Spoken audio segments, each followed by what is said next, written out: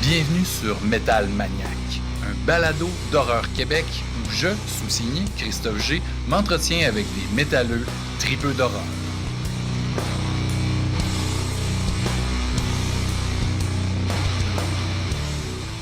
Métal Maniaques, épisode 45. Cher Métal Maniaques, merci d'être là. En ce mois de novembre, frisquet, mois de novembre qui annonce une période d'hibernation où on peut écouter toutes sortes de films d'horreur, hein, n'est-ce pas? Oui, moi puis Chucky, on voulait donc introduire cet épisode 45 parce que, ben, si vous n'avez pas lu encore ma critique sur Horreur Québec du documentaire disponible sur Shudder sur notre poupée maléfique préférée, donc, un film qui s'intitule Doc of Chucky, de ceux du réalisateur qui nous avait donné Crystal Lake Memories et Never Sleep Again. Donc, 5 heures de documentaire sur Shudder sur Chucky, ça vaut la peine. Tapez-vous ça, c'est du gros fun. Par contre, on est là pour parler de métal et de films d'horreur, évidemment. Épisode 45, épisode fleuve des longues conversations avec, ben, d'entrée de jeu, le groupe Deadwood. Les deux guitaristes du groupe Deadwood, soit Fred Element, qu'on a vu aussi au sein de Iron Dissonance Back in the Day, aux alentours, au milieu des années 2000. Alors que c'était Kevin McCary qui était chanteur à l'époque. Sinon, ben, on a aussi Steph Fillion, un bon ami à moi. On se connaît depuis 25 ans au-dessus. Steph Fillion, vous l'avez vu jouer de la guitare pour des groupes comme Shop LTD, Deeply Confused, Carved in Stone, récemment Nova Spey, et puis Deeply Confused, je ne sais pas si j'ai mentionné, oui, probablement, avec Yannick, l'ami Yannick Tremblay, n'est-ce pas? Sinon, ben évidemment, il vient de joindre, ça fait presque un an, Deadwood, qui est un band de deathcore. Euh, Ils ont eu, en fait, j'ai eu le privilège qu'ils m'annoncent pendant notre conversation. Là, ça a déjà sorti sur les réseaux sociaux. Ils s'en vont visiter le Japon. Donc, comme Voivod devant eux, comme Despise Icon, comme une poignée de bandes québécois, aller au pays du soleil levant, c'est quand même, Cryptopsy évidemment, c'est quand même pas rien. En avril 2025, 4 dates, donc vraiment, ça va être une expérience incroyable pour Deadwood. Je suis vraiment content pour eux. Sinon, ben, petite date qui s'en vient, là, on a vu que l'épisode sort le 13 novembre. Dans 3 jours, le 16 novembre, au Piranha Bar. Allez voir ça. C'est une grosse soirée de deathcore. On a comme tête d'affiche Burning the Oppressor, dans lequel justement Stephane avait tenu la guitare pendant quelques concerts il y a quelques années. On a aussi les bands Observance, Flesh Shrine, Obscure Mantra, Unpunished, Dismayed, Molded, Lack of Foresight, puis évidemment Deadwood. Donc du gros stock, du gros deadcore toute la soirée. Soyez-y. En parlant de Steph Fillion, qui est gros fan de Rush, je trouve que ça fait au bout que j'ai pu ravoir sur le show Daniel Bukszpan. Daniel Bukszpan, c'est un auteur qu'on avait reçu pour la sortie de son bouquin sur Ozzy Osbourne. Puis, ben, il vient de faire paraître Rush at 50, hein, toujours aux éditions Quarto, qui font des très beaux livres. Donc, juste vous le montrer un petit peu, là, on le voit, je ne sais pas si on le voit, pas vraiment. C'est embossé ici. C'est vraiment un bel ouvrage. Tu sais, c'est un genre de coffee table book où il y a évidemment, on retrace la carrière de Rush. Rush, un band qui a influencé évidemment beaucoup de bands métal ici, partout dans le monde. Mais donc, on repasse à travers tous les albums, puis la carrière de long et en large, avec beaucoup d'illustrations, beaucoup de photos, des posters, des passes backstage, des billets de spectacle, donc de la mémorabilia rock. Vraiment trippant. Des beaux bouquins, pas trop chers, donc ça vaut la peine. Donc, allez, si vous connaissez Rush, Donc, vous allez être très content là, de posséder cet objet-là. Sinon, ben, c'est une bonne opportunité de découvrir un band qui a influencé tellement de musiciens. C'est fou. Puis, en plus, Daniel est aussi un fan d'horreur fini.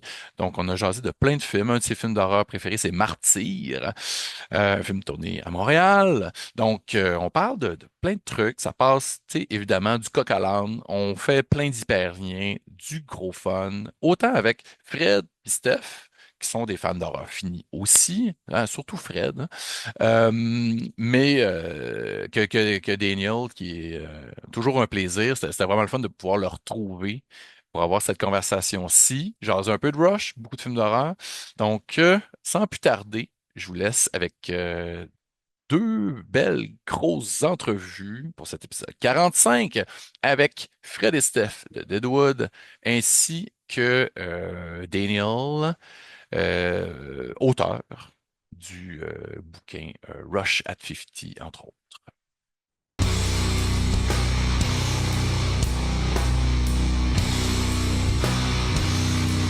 Parce que, tu sais, moi puis Stéphane, on se connaît, ça fait Ouais. Longtemps, 25 ans. Pour la petite à peu près. histoire, hein, pour les gens à la maison, tu sais, on est des fiers expats du Saguenay.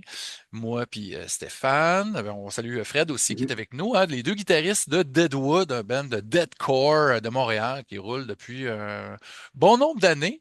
Mais Stéphane, lui, ça fait, c'est ça, 25 ans plus qu'on se connaît parce que lui, c'est le meilleur chum au frère de mon meilleur chum. On va dire Exact. ça comme ça, là. C'est Ouais, assez les deux, les frères Bergeron. Euh, exact. Fred Bergeron, avec qui tu as joué dans plusieurs projets, tu sais, Trinity Ouais, Class, Metal Legends. Puis Stéphane, pour faire sa petite bio, hein, pour les gens à la maison qui ne connaissent pas Stéphane Filion, guitariste d'exception, hein. Moi, depuis le plus longtemps que je me rappelle, tu maîtrises la 6, 7 ou 8 cordes, là, dépendamment du niveau de lourdeur que tu veux, depuis fucking longtemps, avec hum, des bands comme Shop LTD, ouais, ouais. Carvin Carvin Stone, Stone. Deeply Confused. Ouais. L'hommage à Maiden avec Fred aussi, à un moment Ben donné. oui, fait que tu sais, il y a eu pas mal de bands, puis là maintenant, Hum. ça c'est un nouveau projet que tu participes depuis un an peut-être. Pas encore. Ça va faire un an. C'est quand, Fred? Je me souviens plus. Janvier, ouais. Ouais, Janvier, OK. ouais. Bientôt, hein, tu vas fêter Un ton an. premier anniversaire, comme un Ouais. gâteau, Ouais. sûrement, là, en concert. Euh, Puis là, ben toi, Fred, tu sais, ça remonte à quand, toi, ta participation avec ce band-là? Ben moi, j'ai fondé ça en 2020. Hmm. Après avoir pris un break de presque 10 ans de musique complet sans rien faire. OK, OK, OK, Ouais. OK. Fait que 2020, c'est quand même relativement bon, 4 ans. Puis, Ouais. moi, je suis allé à un show récemment, puis le monde embarque solide. Tu sais, Deadcore, tu sais, pour les gens à la maison qui connaissent pas ça, ben, c'est une fusion un peu du death metal puis du hardcore, avec des breakdowns, mais Ouais. avec un Ouais. beau gros vocal beaucoup plus graisseux que ce qu'on entend dans le hardcore normalement, hein, bien Ouais. guttural. Puis, Exactement. tu sais, moi, c'est rare qu'au Club Soda, hein, tu sais, parce que vous ouvriez pour un bel hommage à System of a Down, qui ont bien Ouais. fait ça aussi. Mais pour embarquer les gens aussi rapidement dans votre trip, des gens qui vous connaissaient peut-être pas nécessairement, moi j'ai trouvé ça fucking cool. Pour vrai, le Wall of Death, Circle Pit, ah ouais, Ouais. ça marche bien, tu sais. Ouais. Ouais, Ouais, non, ce show-là, c'était Ouais, fou, Red, là, c'est. ouais, ouais. c'était intense, là, voir le monde nous écouter quand on a demandé de séparer la. C'est vraiment la salle au complet qui s'est séparée. Ça arrive pas souvent au Club Soda Mhm. de cette envergure-là. J'étais allé souvent voir des shows, mais une des premières fois, je voyais vraiment la salle au complet ouvrir en deux. Ça, Ouais. c'était Ouais. impressionnant. Ah, les gens étaient obéissants, mais ils voulaient embarquer. Tu sais, le monde Ben était oui, dedans, hein, puis tu sais, ils ont eu du fun. tu sais, c'est pour ça que vous faites ça, là, tu sais, à un moment donné, là, tu sais, pour Ouais. que la Ouais, communion, pour que ça se passe, pour qu'il y ait un courant qui passe entre la foule. Pour vous autres, si le monde il reste en avant avec des faces de bœuf, là, puis qu'il ne fout rien, à un moment donné, c'est plate longtemps pour vous autres, là. ah ouais, ça, ouais, là, c'est clair. Fait que là, si mettons on recule un peu, là, moi j'aime ça demander aux gens que j'invite sur mon show, qu'est-ce qui est arrivé en premier dans leur vie? Tu sais? C'est-tu le métal, la musique lourde, ou c'est l'horreur? Quelque chose d'épeurant que vous avez lu, vu, ou à la TV, ou un roman, un livre, une BD? On va commencer Moi, par Fred, ouais. Vas-y. ouais, ben, moi, dans mon cas, pour vrai, ma première, c'est pas la musique, parce que quand j'étais jeune, j'écoutais du Michael Jackson. Ben oui. Mais, Ben Michael ouais. Jackson, tu sais, Ben, Trailer, Ben ouais, voilà, c'est voilà. Trailer. Mais mon premier film d'horreur, ça a été Jason, Friday the 13th, Lequel? le deuxième. Ah ouais, le Ouais, deuxième. Ça ouais, embarque avec le deuxième, toi. ouais. C'est comment que tu as eu Ben, je accès sais à pas ce si moi, film-là? T'avais quel âge? je devais avoir 6 ans, parce que j'ai 43. OK. Ouais, je me souviens bien, c'était ça. Puis après ça, ça a été Mais Freddy Krueger. t'avais 6 ans, OK, mais je veux juste rester là. Le premier Ouais. traumatisme, là. C'est quoi un film que tes parents avaient loué, puis là, t'as fait OK, moi j'ai sneaké pour aller checker ça. Comment c'est arrivé? Ils t'ont laissé faire? Tes parents étaient permissifs? Wow, bah ouais, pas mal, ouais, ouais, vraiment, là. Puis je pense que ça a passé à la télé. Parce que OK. je me souviens du début il y avait le enfant, puis là, il change pour avoir le masque quand il s'en va dans la grange, là. Ça, je m'en souviens comme si c'était hier, là. Ah Ouais, ouais, ça, hein? c'était. Ah ouais, non, non, ça a resté marqué. C'est un de mon personnage préféré. Je l'ai un peu partout dans la maison. Fait Ouais, mais c'est que, ta casquette aussi. ouais, ouais, la casquette aussi, ouais. Tu sais, Ouais. puis là, je fais jamais ça, là, mais tu sais, j'ai des boxeurs. Oh shit.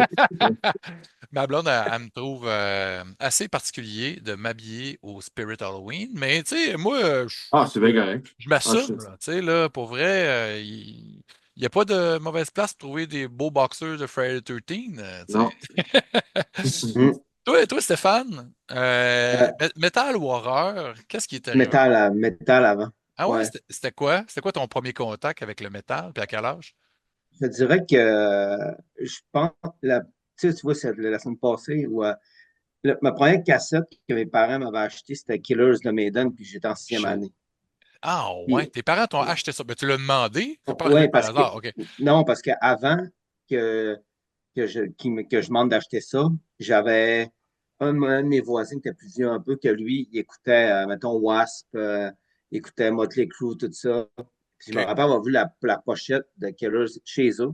Ah Il m'a ouais. laissé mes parents, puis mes parents ont fait comme OK, puis il me l'avait acheté. Mais moi, après ça, à l'école, il avait rappelé mes parents pour dire genre, hey, écoute, tu sais, il y a une Oh. cassette avec tu sais, avec la hache, puis tout. Il avait comme fait, puis mon père, il avait dit, ben, c'est moi qui ai acheté là, c'est comme.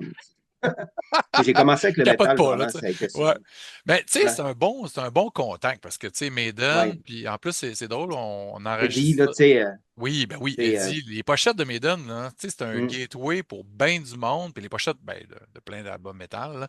Tu sais, c'est comme un peu le premier truc que tu peux voir, puis tu sais, qui évoque des trucs louches, parce que, ben, dépendamment de tes parents, des fois, on peut pas nécessairement, comme moi, là, ça a pris un certain temps avant que je puisse voir, mettons, un Nightmare on Elm Street, là, tu sais, un Freddy, là. hum, Moi, je voulais voir ça, mais mes parents ne me permettaient pas ça. Même si j'ai réussi à avoir quand même quelques films d'horreur à leur insu, à super écran, tu sais, tard, il ouais, était couché, j'ai réussi ouais, à me pogner exact. une couple de films de même. Mais après ça, tu sais, ça dépend de tes parents, tu sais. Ouais, ouais. Mais les pochettes d'albums de Maiden, puis, tu sais, Maiden, là, on enregistre le 29 octobre, parce que l'épisode va être diffusé le 13 novembre. Puis, c'est la veille du show de Maiden. Puis là, Mais en plus, ouais, tu vas jouer.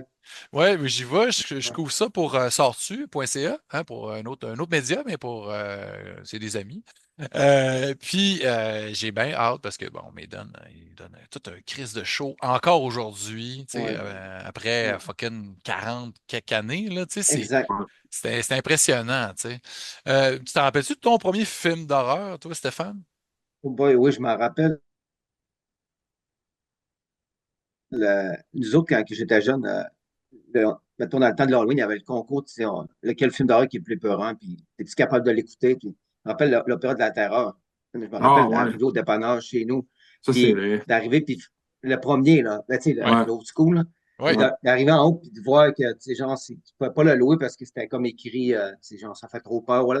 Nous Ah autres, ouais. on connaissait la personne qui travaillait au dépanneur. Fait qu'on a réussi à le louer, man. Je pense que j'ai pas dormi pendant, genre, une semaine. Je capotais, Ah man. ouais. Puis je dormais, tu sais, puis j'avais vraiment peur. J'ai eu peur en tabarnak de ça. On était comme Mais 5, 6 personnes chez nous, puis, C'est vrai qu'il était ouais, bon. ouais, ben, tu sais, puis le ouais. premier, on avait rien vu. Moi, ça m'a pris des années avant de le voir, le premier. Je pense que j'ai vu le 2 avant. Mais les premiers, à l'époque, quand ça Ouais, sortit, le monde ont capoté parce que, tu sais, c'est comme, là, c'était pop, puis en même temps, mais c'était inventif. Tu sais, c'était pour ça que ça a marché autant, parce que, tu sais, les mouvements de caméra, tu sais, du stop motion avec de la pâte à modeler, tu sais, un crayon dans la cheville, tu sais, comme, Ouais, ouais. ouais. oh, puis, tu sais, les possessions étaient comme drôle, mais weird. Mais Fait que, tu weird sais, en même temps, ouais, c'est ouais. ça, exact. Ouais. Ouais. Tu sais, ça C'est voulait le pas être. premier.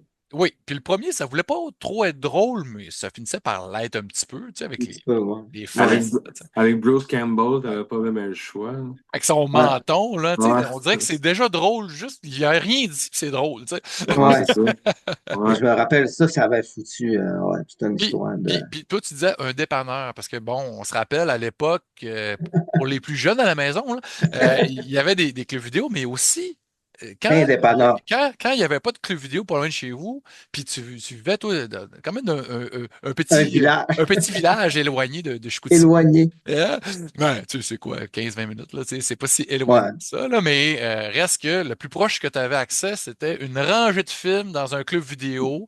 Puis D'un il fallait que d'un tu dépanneur. demandes. Ouais, c'est ça, d'un dépanneur. Puis là, il fallait que tu demandes pour le film. Fait que là, si t'étais trop jeune, non, t'as pas le droit. Ouais, exact. Non, c'est ça. Tu n'avais pas le droit, mais quand tu connaissais du monde, tu sais, on se connaissait un peu. Puis, tu sais, des fois, tu avais des parents de nos amis qui travaillaient là. Fait que tu fais louer ça. Puis, surtout à l'Halloween, on avait fait ça de même, mais je me rappelle que Ouais. ça avait traumatisé mes voisins qui étaient avec moi chez nous. Puis, mes parents, après ça, le lendemain, tu vois. Qu'est-ce que vous avez fait là? Tu sais, Ah ouais. on voulait Puis, avoir peur, tu sais. ben oui, c'est ça. Puis c'est un thrill. Tu sais, là, c'est pour vrai. Là, Ouais, tu sais, c'est comme tu veux sentir des émotions fortes. Tu sais. Puis moi, je trouve que exact. ça Ouais. rejoint vraiment. Tu sais, d'une façon différente, là, mais ce qu'on vit quand on voit un show de métal, tu sais, là, on veut se faire brasser.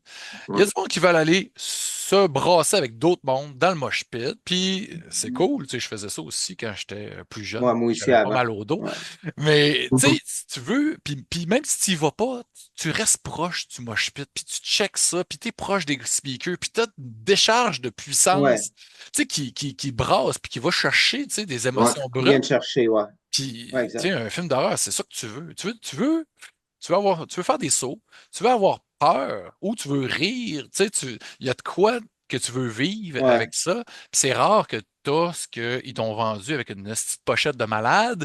ouais. Souvent, ben, ouais, OK, là, il y a la scène, elle arrive à la fin, puis là, tu fais comme, ouais, finalement, la pochette était plus meilleure que le film, mais Meilleur que le Ouais. film, ça fait exact. partie du gamble, tu sais, là. Ouais. Non, Toi, c'est sûr. toi, Fred, là, tu sais, tu parles, bon, OK, premier traumatisme, Friday the 13. Je pense que l'horreur, tu sais, c'est quelque chose qui te passionne, puis que Ah t'aimes ouais, vraiment. d'amour, puis tu sais, ça t'a jamais lâché, là, tu sais. Non. Toi, t'en voulais tout le temps plus. T'étais quel genre de tripeux d'horreur quand t'étais ado, puis jusqu'à maintenant, là? Comment ça se passait? Comment tu vivais ça? Ah, moi, pour vrai, ça fait partie de ma vie. Je le mets dans ma musique, je le mets dans le band, je le mets dans mon image corporelle, je le mets. Parce que t'as des tatous? Ah ouais? J'ai des tatoués, j'ai la conjuration tatouée sur le bras. OK. Ah ouais, hein? Ouais, j'ai des pendus sur le bras, en tout cas, bref. Ouais. Non, ouais, c'est quand même assez. Je te dirais que ça. J'en mets partout où est-ce que je peux en mettre. Je veux dire, Ah ouais? j'ai rencontré mon idole Ken Oder 2 fois. Oh yeah. Ouais. J'ai joué en 2007 à Worcester, à côté de Boston. Il y avait un Ouais. festival d'horreur.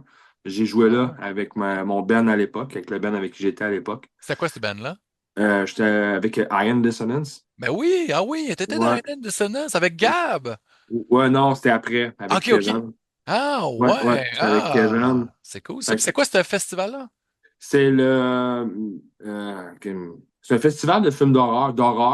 Dans le OK. fond, Shock and Stock, Shock Stock ou oui, non? c'est ça, Ah ouais, exactement. OK, OK, OK. Ouais, c'est ça. Puis Puis il y a j'ai des shows, rencontré. puis il y a une Oui, convention. c'est C'est ça. ça. Il y avait la convention, il y avait des shows. J'ai rencontré Rob Zombie, j'ai Mhm. rencontré plein de monde. Ah ouais, hein? On a joué là. Mais c'est ça, ça a toujours resté.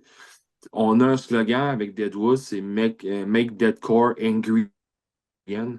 On veut, il faut ramener on veut mettre que ce soit le plus méchant, Ouais, pas juste en musique, mais en l'image. On veut une ouais. image agressive. Mhm. On est des gros tripeux de films d'horreur. Ça paraît dans nos shows, Ben oui.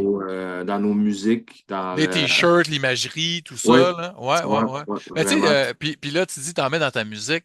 Tu Oui, sais, il y a des samples, des fois. On met oui, un c'est petit ça. sample, puis tu sais, ça, je trouve ça Regarde. cool que, justement, tu sais, ça inspire. Il y a des films que t'aimes tellement que tu te dis, OK, là, je vais écrire une tune, puis là, ça parle de ça, puis là, ben, en plus, je vais mettre un sample. Tu sais, de crafter ça, parce que c'est comme un Mhm. hommage à ce film-là que t'as beaucoup aimé en même temps, là, Oui, tu sais. exactement. Voilà. Est-ce que tu te rappelles la première fois que t'as fait ça? C'était quoi le film? C'était quoi la tune? Je pense que j'ai pris un bout de parole de Exorcist. Euh, je pense que c'est quand elle est dans le lit puis elle se masturbe avec le crucifix. Ouais, ouais. Mais c'est la voix en arrière. Ouais. Je l'ai utilisé en sample, puis j'ai comme transformé Le comme pitch. je l'ai mis de reculons, fait que ça faisait encore plus Ah, fucké, là. ah Ouais. ouais. T'as mis un Ouais, message subliminal, finalement, dans ta tune ouais, un peu, ouais. Ouais, Régine. ouais, c'est ça. Régine. Ouais, ouais, Régine. Mais à cette heure, on en met dans nos tunes en live. Ah oui, hein? Ouais. Oh, oui. On peut reconnaître un bout de L'exorcisme d'Émilie Rose. Ouais, ouais, ouais, Ouais, ouais. ouais. Avant une de nos chansons, que notre chanson parle de ça. Alors, fait que Ah, ouais. je l'ai mis un petit peu avant, ouais. Ah, ben c'est très cool, ça. Ouais, ouais, ouais. Sinon, toi, Stéphane, tu sais, si, OK, le premier film d'horreur, l'Opéra de la Terreur. Mais sinon, l'horreur, toi, je pense que t'aimes pas mal ça, là. Tu sais, t'en Ouais, écoutes, t'en consommes. un peu moins à cette heure, parce que Ouais. quand j'ai Tu mes t'es kids, ramolli un peu, là. ouais, peut-être aussi. Mais un temps, j'en écoutais tu sais, Ouais. vraiment beaucoup. Comme l'Exorciste, je pense que si je ne l'ai pas vu 10 fois, je ne l'ai pas vu une fois. Je Oh l'ai shit, ah vraiment. ouais. Un Ouais, film puis fétiche, là. Ouais, OK. ouais. Puis tu sais, quand il est ressorti au cinéma, Mhm. la version, j'étais allé le voir, j'étais comme en avant, puis tout. Puis j'écoutais ça, toutes les Jason, j'ai les coffrets chez nous, je les ai toutes vus, tu sais, toutes ça, Les mes classiques, là, derniers. les Ouais, slashers, là. exact. OK. Tu sais, Ouais. genre Freddy aussi, puis tout Mhm, ça, mhm. tu sais, Halloween, je les ai toutes pas mal toutes vues, ceux-là aussi, à part les derniers que. Mais quand j'ai eu mes kids, j'ai comme. Tu sais, les autres, à un moment donné, j'avais des figurines chez nous, puis il y avait peur, fait que à un moment donné, j'ai comme tout Ah ouais, caché hein? ça. Ouais, tu Ah, sais, non, mais t'es un bon papa. Moi, oh, ouais, ma fille, elle disait que c'était des bébites, tu sais, là, c'est mes aliens, là, genre, là. Puis ouais, elle a jamais eu peur de mes figurines parce que ça a tout le temps fait partie du non, sol, ouais, la peur que j'ai ici. Mais je te dirais, tu sais, tantôt on parlait de parents permissifs, tout ça, là, tu sais, moi, j'ai été traumatisé jeune, à genre 6 ans, avec Poltergeist. Puis ah moi, ouais, Ouais, j'ai pas dormi pendant une semaine. Hauling, là, tu sais, hurlement, ouais, ouais, même ouais, affaire. Puis ma fille est un peu chicken, tu sais, là. Elle va pas le dire trop fort, là, de toute façon, elle est couchée, anyway.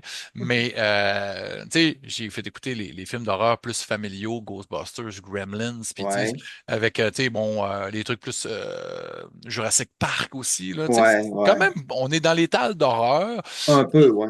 Puis, tu sais, même des Indiana Jones, là. Le Hmm. 2 là, ouais, Temple of ouais, Boom, ouais. Ouais, ouais, Doom.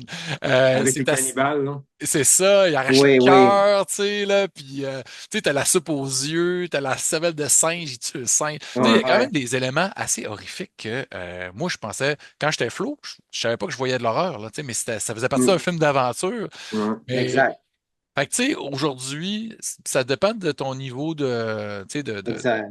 tu sais, de tolérance, puis des enfants. Puis, tu sais, moi, je connais du monde qui ont montré Evil Dead à leur flot quand il avait 6 ans. Puis moi, Ah, ben, ouais, ma fille, ça va pas avant 12 ans parce que, tu sais, je sais que ouais, tu sais, il n'y a pas grand-chose qui fait, tu sais, qui est un peu traumatisée, puis elle vient dans notre lit, puis il y a tu sais, pas même de place dans le lit. Fait que, ouais. tu sais, là, ouais. tu gères ça, là. Puis aussi, tu sais, je sais pas si ça fait ça pour toi, Stéphane, mais il y a des films que je suis plus capable de voir depuis que je suis un papa d'une fille, tu sais. Tu sais, comme genre, Ouais, moi, là, tu sais, puis Fred, je sais pas si t'es un genre de gars qui aimait ça, les films extrêmes ou qui aime encore ça, mais tu sais, tantôt on parlait de Terrifier, là, je pense que c'est assez extrême.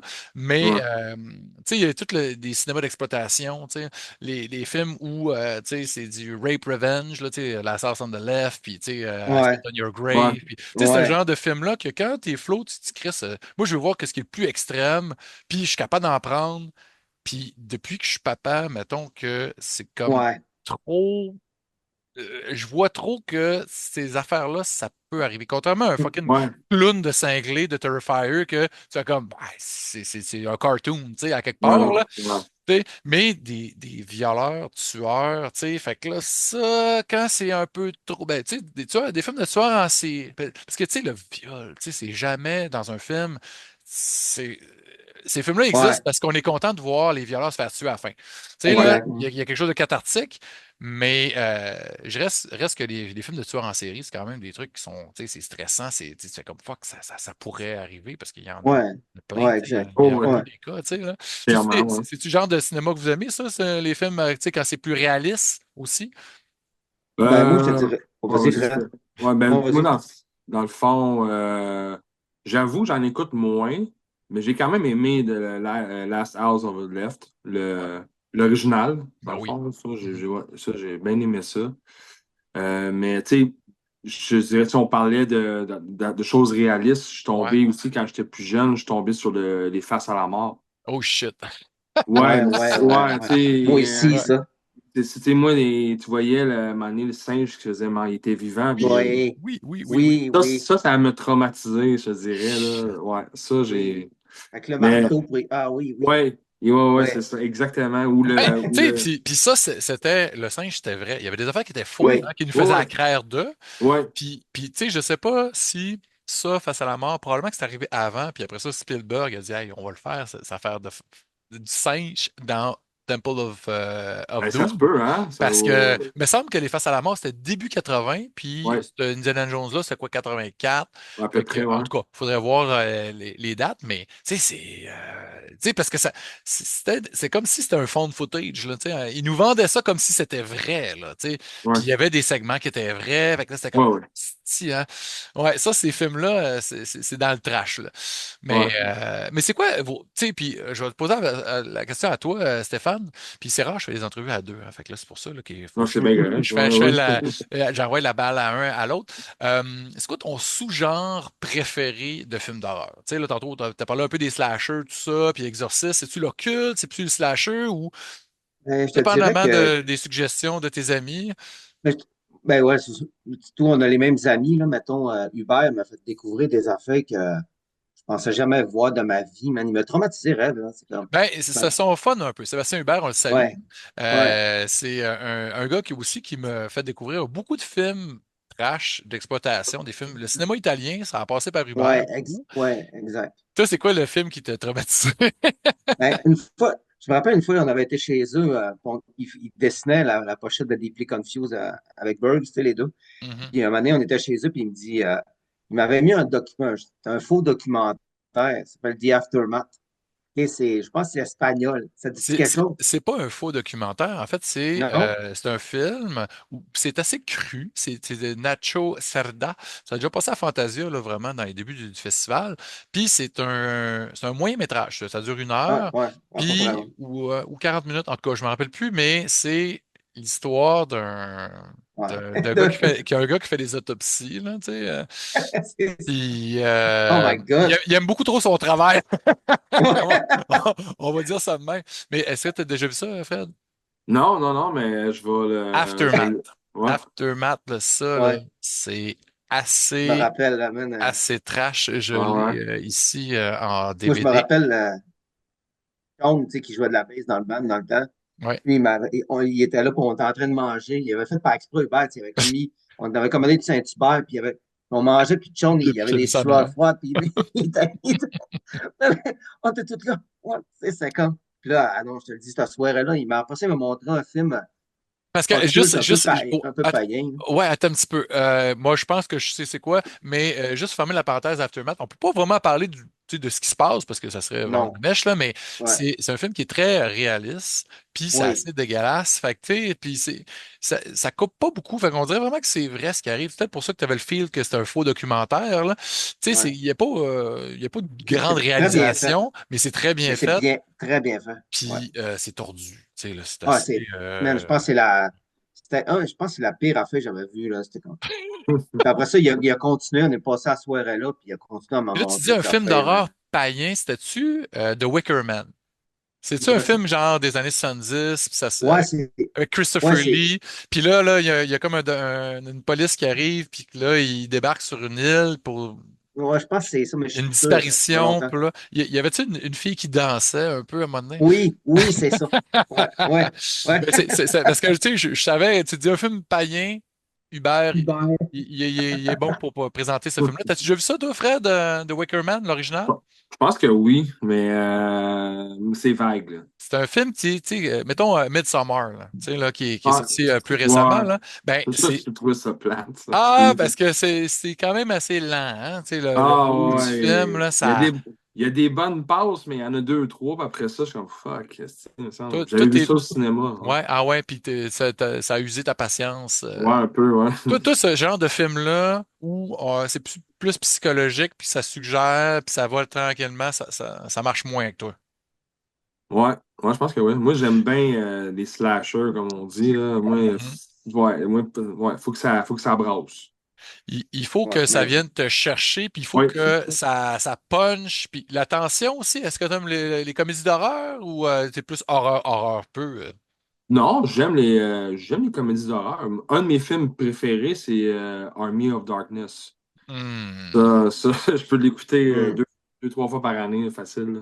Ben oui, ben tu sais, Steph, Ouais, j'aime ça. il a mentionné Evil Dead, l'original, le Ouais, deuxième, tu sais, c'est comme, tu sais, ouais, j'aime ça. ces Exact. films-là, puis même la franchise, tu sais, elle marche encore super bien aujourd'hui. Tu sais, le remake, vous l'avez sûrement vu aussi, de Evil Ouais, Dead, Ouais, ouais. qui sont ouais, venus à un ton beaucoup plus sérieux, mais ouais. Assez Evil, sérieux, hein. puis Evil Dead Rise, hey, l'humour noir, très noir est là. Ouais, Hein, moi, j'ai vraiment ouais. trippé. Moi, j'étais allé voir au cinéma, là, puis j'étais Ouais, comme, moi hey, aussi, j'ai été le voir au cinéma, ouais. shit, tu sais, il amène ça ailleurs, on n'est plus dans une cabine, là, on n'est plus Non, dans le non, non. bois. Ouais, c'est ça. Puis tant mieux, tu sais, à un moment donné, la cabine, on l'a vu en masse, là, tu sais, le petit chalet, là, à décrépit, là. Là, c'est Ouais, un bloc appartement dégueu, mais la ouais. mère, là, est bonne, là, tu sais, là. Oh, non, non, elle est solide, là, pour vrai, là.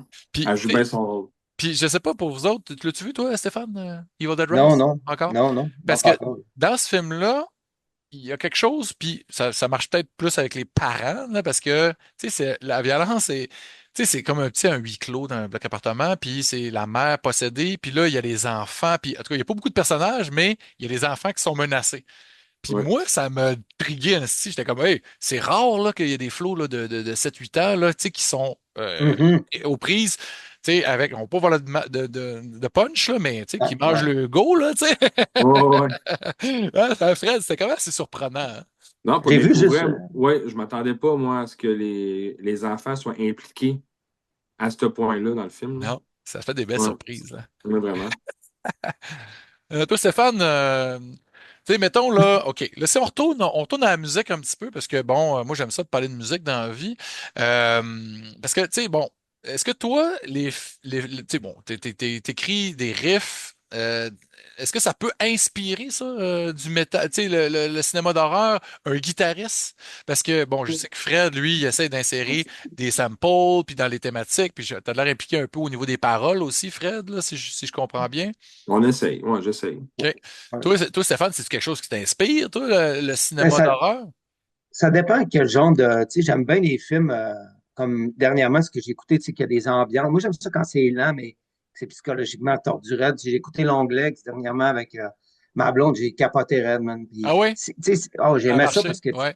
ouais, parce que l'ambiance, c'est lent, c'est glauque, ça faisait pas, tu sais, puis c'est long, mais qu'il se passe de quoi, Ouais. tu sens la Ouais. tension. Puis des fois, ça peut inspirer des ambiances quand tu crées des mélodies dans certaines tunes, tu sais, un peu comme tu sais, qui t'amènent à tu sais, des tensions, whatever. Ouais. Ouais. Ça Ouais. peut peut-être amener à plus des ambiances que, mettons, des riffs. Tu sais. Parce que, Mhm. mettons, moi, quand j'écris des riffs, tu sais, c'est des riffs de guitare que j'entends, mais des fois, les ambiances, tu peux écouter un film de même, puis il y a tu sais, la musique est vraiment importante pour amener Oui, l'attention à un certain niveau. pour Puis des fois, tu l'immersion, puis tout sais, ça. Mhm. exact, c'est ça. Puis des fois, ces genres de tensions-là, de mélodies un peu glauques, voilà, ça peut t'inspirer certaines affaires aussi dans la musique, des fois aussi. Ça dépend. Ben, qu'est-ce que tu veux amener aussi, tu sais.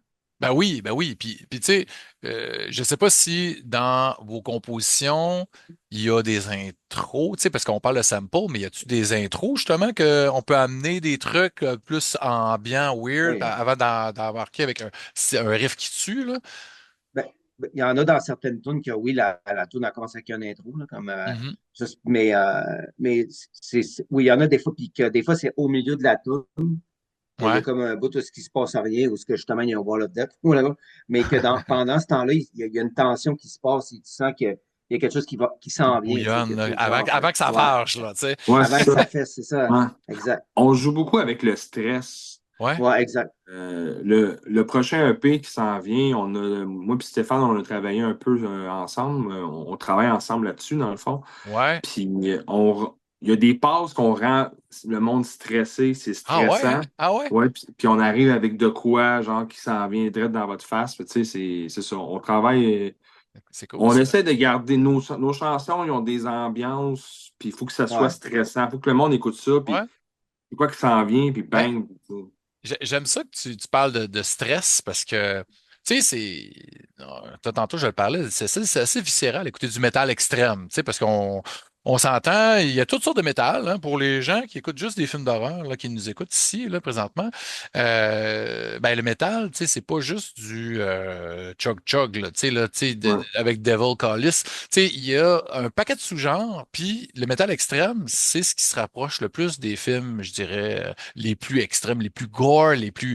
Parce mhm, que ça génère, puis tu dis, du stress, des fois, quasiment de l'angoisse, tu sais, mais moi, là, il y a quelque chose qui m'a pas en tête quand tu as parlé de stress, c'est Meshuggah, euh, Ah, la ah toune, ben, tu sais, la toune Bleed.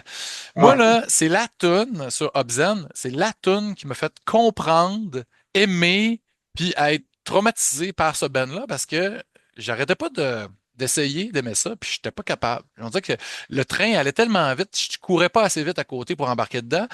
Puis je les ai vus en première partie de plein de bands, puis j'étais comme, OK, c'est assez asymétrique, puis tu sais, c'est un band assez progressif, tu sais, puis tu sais, ouais. du mat metal, si on veut appeler ça de même, mais mhm, dissonant, tu sais, il y a bien du va-et-va de là-dedans, mais tu sais, c'est encore plus obtus, puis c'est dur à embarquer, mais une fois que tu as catché, c'est comme, oh Ah oui. shit, c'est pas de même qu'on headbang, c'est comme genre de même, tu sais. ouais, Ah, ouais, Tu sais, ah ouais, non. exact, moi, Meshuggah, ça m'a pris vraiment du temps avant d'embarquer, puis c'est vraiment la toune Bleed, les- Ouais. qui a tout changé pour moi. Puis je trouvais que c'est une toune là, qui est oppressante. On dirait que ça te fait sentir pas bien.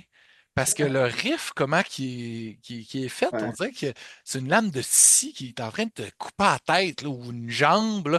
Je sais ouais. pas si ça a fait ça pour vous autres aussi, Meshuggah, mais cette tune-là, en tout cas, beaucoup de gens à qui on a discuté de Meshuggah dans la vie, c'est quand même un gros morceau, là. Ben, Moi, mais... Vas-y, Steph. mais c'est sûr que Bleed, c'est là que, mettons, tout le monde a comme connu Meshuggah plus, mettons. Mais moi, ça fait longtemps que j'écoute Oui, ça, là, oui, vraiment. oui. Même l'album, pas lui avec Future Brain Machine, pas c'était l'autre avant, qui était plus trash avec un petit peu de jazz, des fois dans le drum, un petit Ouais. peu de riff, tu sais, comme qu'est-ce qui s'en venait. Oui, je me Mais, rappelle, tu aimais ça aussi, Mundane, qui fait un peu penser à ça, hein, un peu dans l'esprit, un peu, bon, ouais, industriel ouais, ou dans le temps, oui, dissonant, là, tu sais. Parce que Meshuggah, c'était un peu ça ouais. au début, avant Puis, que ça puis devienne plus technique, là. ouais, ben, au début, ça faisait penser à du thrash metal, mais Ouais. plus complexe, avec des mesures plus compliquées un peu. Mais après ça, c'est sûr que là, quand Bleed a, même quand Future Brain Machine a sorti, là, le monde, ils ont comme fait, oh boy, OK, il se passe de quoi. Ah ouais.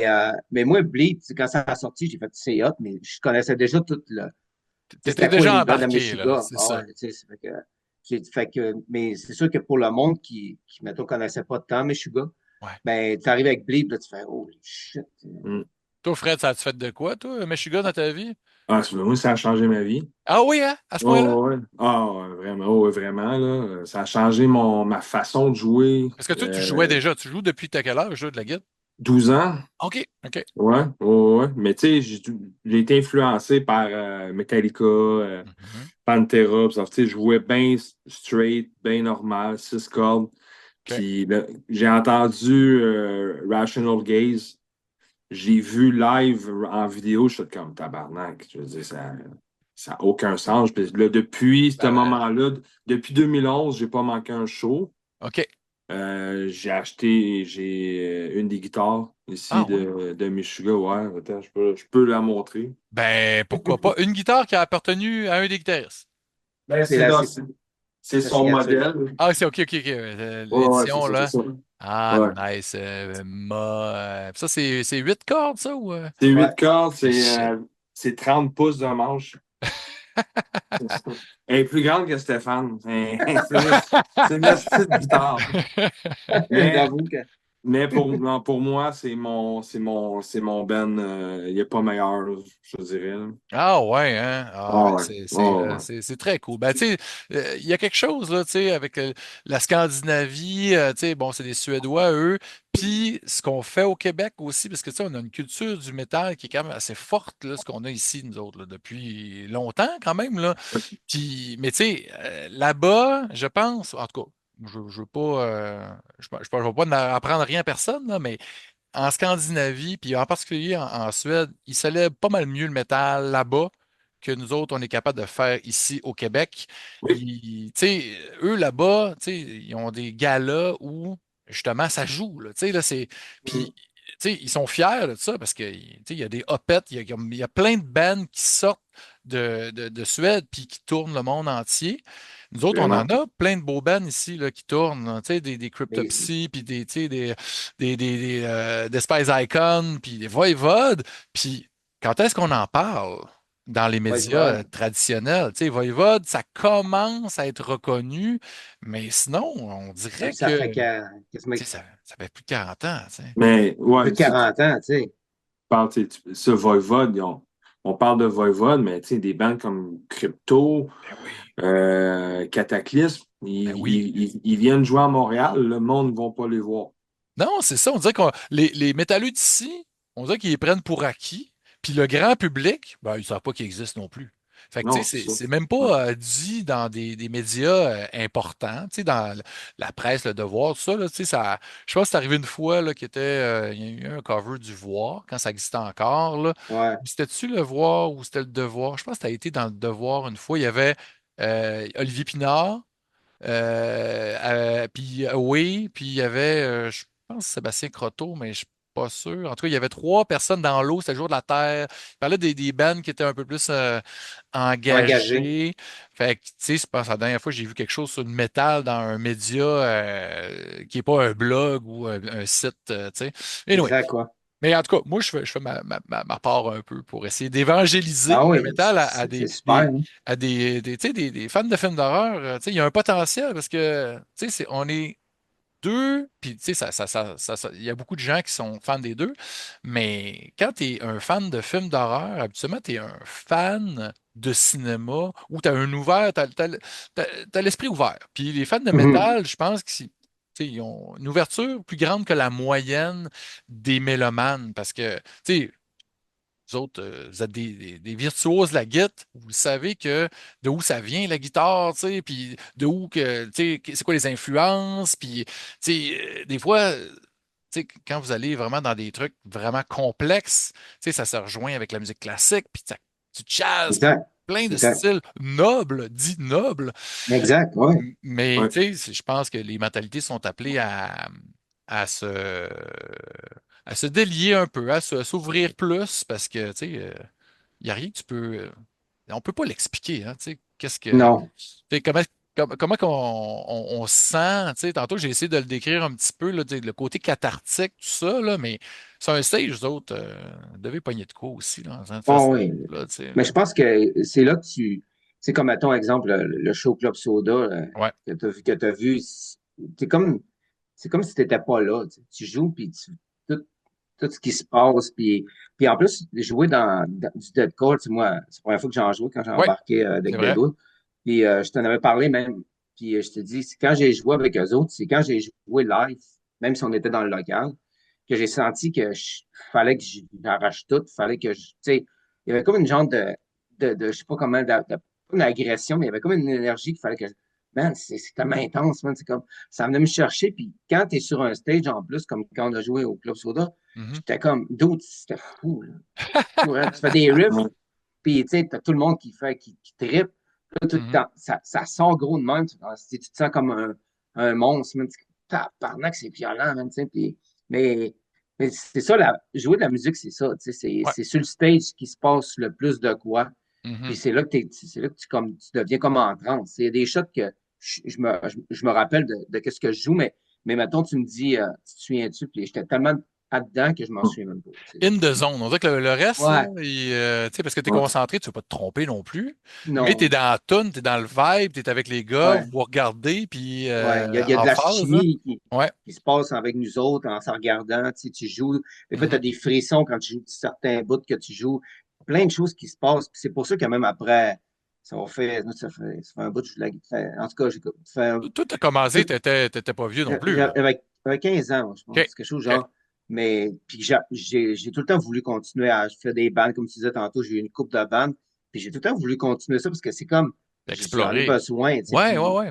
ouais, Tu sais, puis ce qui est on a tout quelque chose qu'on a besoin, tu sais, ouais, souvent, ouais. bon, des créateurs de faire, puis, tu sais, ça reste que c'est pas votre métier, là, tu sais, là. Non. Vous êtes pas, tu sais, non, ça paye un peu, là, mais, tu sais, c'est pas, la passion, c'est rare que, tu sais, puis je vous souhaite, là, tu sais, que le meilleur des succès avec votre band, mais, tu sais, euh, c'est Ah, c'est rare, sûr. hein. Les Ouais, élus, là, tu sais, là, qui réussissent à la fois qu'on Ben, tourne, puis, je ouais. te dirais de notre bord, ça passe le 13 ça? Ouais, ça passe ouais. la 13. C'est ça, je te Ouais, disais Ouais, qu'il ben avait c'est dit que. ça. Il y a une ouais, surprise, il y a quelque chose, il y a une ouais. grosse affaire qui sort Ouais, bientôt, là. Ben, oh, ouais, Vous avez eu une belle nouvelle, là. une méchante une fait méchante quoi? nouvelle. Hein. Fait 2 mois qu'on le sait. OK.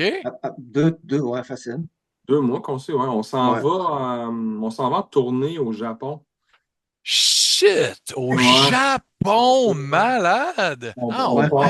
On part ouais. le 11 avril. On fait 4 shows. On fait 2 shows à Tokyo, un à Osaka, puis un à Nagoya. OK. Ben On des s'en- places que justement Cryptopsy est allé Oui, visiter. oui. Mais c'est ça, mais Ouais. tantôt, c'est ça quand tu parlais de Ben qui vont jouer outre-mer, Ouais. mais maintenant, on en fait partie. On va en faire Ouais, partie. ouais. Ah, shit! Hey, félicitations, les gars. Ouais, C'est vraiment Merci. Ouais. une nasty ouais. nouvelle. Est-ce que vous allez là avec un band d'ici? Vous êtes tourné avec un On, band américain? C'est alors, vous autres? on s'en va avec Humanity Last Breath. OK. C'est Ouais. un band un style de musique qui appelle le Tal, Tall. OK. C'est des bands scandinaves, justement. On s'en va là avec eux. C'est la grosse tête d'affiche avec un band qui s'appelle KRD. C'est un band français, l'autre band. OK. Nous autres, on est direct support à ces Ouais. bands-là. Puis à chaque show, il va y avoir un band Un japonais qui va opener. ouvrir. Ouais, Il joue. Ouais. Ouais.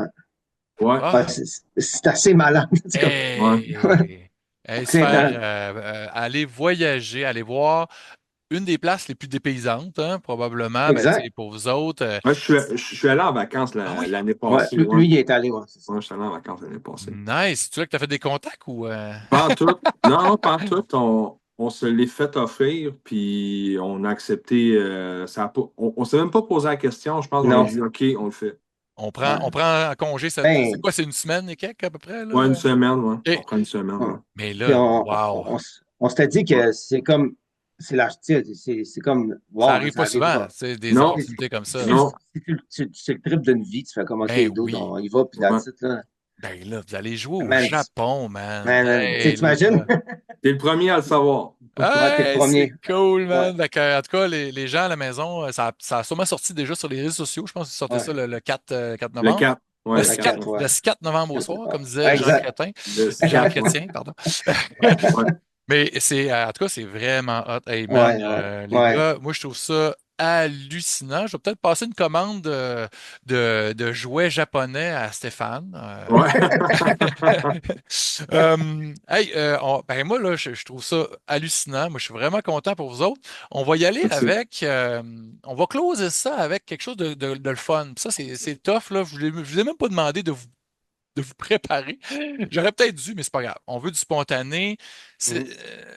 tu sais, les tops, là, tu sais, là, dans vos tops, là, tu sais, dans la vie, là, OK, là, je vais essayer de tirer la question pour vous laisser réfléchir un peu. C'est quoi les trois films, mettons cinq, là, si vous n'êtes pas capable de choisir, que on se tanne jamais, tu sais, là. Puis là, Stéphane il a mentionné le The Exorcist, que Ah tu sais, ouais, ça c'est. c'est quand même un dans la Sainte Trinité, Sainte Trinité des films Ouais. occultes des années Ah ouais, 60-70, des les meilleurs. Tu sais, moi, j'adore ce film-là, tu sais. ouais, Toi, OK, on va y aller un par un. Tu sais, ouais, là, OK, vas-y. on va vous en donner trois. Puis si vous voulez continuer, là, je ne vais pas vous arrêter. Là. Toi, Fred, là, tu sais, là, un des films là, d'île déserte là, tu sais, que tu peux amener un lecteur de DVD là, puis, ou un lecteur VHS ou juste un truc pour streamer, là, mais un Euh, film. Ouais.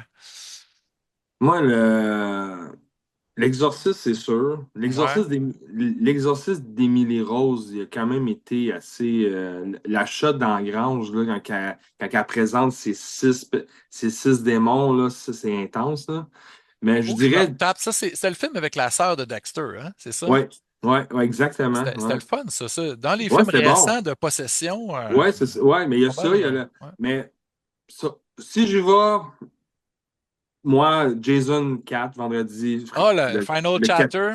ouais, le quatrième, Ouais. ouais, Pourquoi le je le quatrième? trouve. Qu'est-ce qui te fait le quatrième? Qu'est-ce qui est Parce cool de que, ce film-là? dans un, il est plus, tu sais, il court, tu le vois, il est juste la shot quand il passe la hache à travers de la porte ou il pète la porte, le petit cul qui se rase la tête. C'est ça, c'est des affaires qui m'ont marqué. Des trucs iconiques. Et Euh, puis le Flow, c'est Cor- un fan de films d'horreur aussi. Là. Tu sais, c'est quand même ouais, cool. Tu sais. Corey Feldman, ouais. Ouais, ouais. Puis, mais sinon, La Conjuration, Ouais.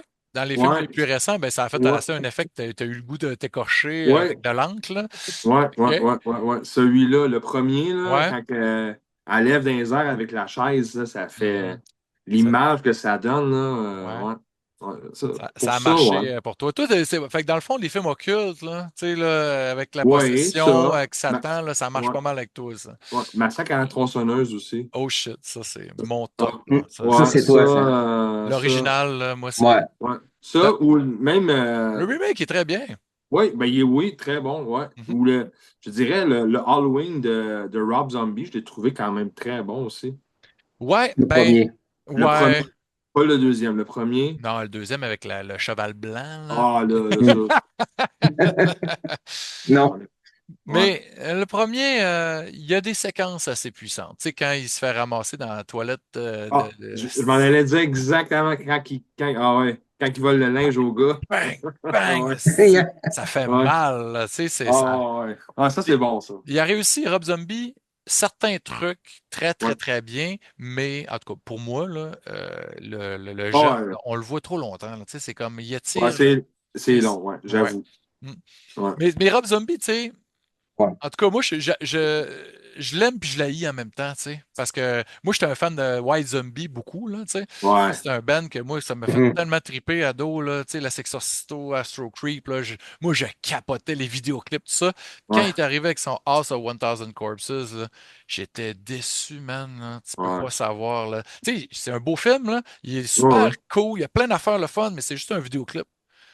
Ouais, Mhm. clairement. Ouais, c'est vrai. T'sais, en tout cas, tu as le droit d'aimer ça. Là. Je t'ai pas demandé si tu l'aimais, ce film-là.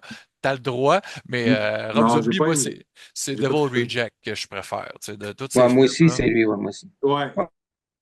Là, ouais. Quand elle rentre le masque dans la chambre d'hôtel, là, c'est fucké en Ah, ouais. tabarnak. Ah Ouais. oui, Mais Le visage du chum de l'autre, là, oui, dans sa face, à court, puis ouais. là, la caméra brasse, ça comme, ah, c'est-tu que ça, Ah je ouais. file pas bien, tu sais. Ouais. Ah non, ça, Ouais. ouais, j'avoue, c'est avec. Mais Jason 4, ouais, Final Ouais, Chapter. ben, Jason Ouais. 4, moi, j'ai le goût de le réécouter. Je n'ai jasé avec quelqu'un il n'y a pas longtemps, là, que c'était son préféré, le 4. Moi, je te dirais que je dis souvent le 7, mais parce que le look de Jason, je le trouve encore plus cool en zombie, tu sais.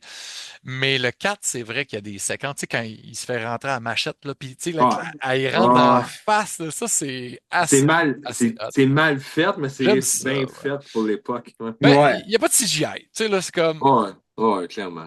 Mais toi, Stéphane, là, OK, là, on ouais, a dit l'exorciste, OK? ouais, je te Après dirais ça... le premier Freddy, man. Ah ouais, hein? Ah ouais, le premier Freddy, il était peurant, man. Freddy. Non, non, Ouais, mais tu sais, Johnny le Depp. premier... ouais, Oui, Johnny Johnny Depp Depp, il se fait qui se fait ramasser. trucider à côté Ouais. Ouais, Johnny Depp dedans aussi. dans le matelas. Hey, Ouais. ça saigne, là, c'est un moyen temps. Mais le premier, tu sais, Il était peur, hein? il était peurant. Je me rappelle Oh, ouais. l'avoir écouté, puis il fait comme, oh, tu sais, ben, Les autres, c'était plus drôle, là. semi, ouais. Hmm. Tu sais, Quand il mange la pizza avec ouais, ouais. Il y a comme des sa petites tête, jokes là. au travers, là. Mais, Ouais. tu sais, c'est parce que c'était rendu comme tu sais, un trip de fête foraine. On avait du fun. Tu Ouais, sais, c'était comme des Ouais. exact. montagnes russes. Puis là, c'était drôle. Puis ça va être quoi la prochaine séquence de cauchemar? Puis, Mhm. il essaie de topper ça, mais il y a eu du fun à dire Welcome to Primetime Bitch là, dans le Mhm. troisième. Là. Fait qu'à Ouais, partir du troisième, là, c'est là que ça a fait 4, 5, 6, tu sais, là, puis que Ouais. là, c'était ouais. rendu un clown. Mais moi, j'aimais ça les écouter pareil, le caoutchouc, là, tu sais, Mhm. toutes les affaires Ouais. dégueulasses, tu sais, là, puis ouais, la pizza, tu sais, complètement ridicule. La fille qui se transforme en Exact. coquerelle, là, tu sais, qui fait Ouais. des poils à Ouais, terre, là. Puis là, Ouais. ça y pète, là, Ça se dit. dans le Ouais. 3. Le 3 il est le fun, tu sais. ouais. Ouais, ça Puis, fait longtemps que t'as ça, ouais, aussi. ouais, moi, je serais dû pour un petit marathon, là, de... Tu sais, c'est retaper, il y a quelque chose de réconfortant. C'est comme manger du pâté chinois, hein, tu sais, de se taper Ouais, ces Même vieux affaire. ouais. slashers-là, là. Comme manger la tourtière pour nous autres, à peu près, tu sais. Ouais, C'est c'est la ça. tourtière. Mais la vraie tourtière du Saguenay-Lac-Saint-Jean, pas du pâté Exact. à la viande. Non, non, non, non. Non, Ou non. bien de la croustade WF, hein, aussi, Ah, fuck. Ah, ouais. Ça, c'est au bon. Saguenay.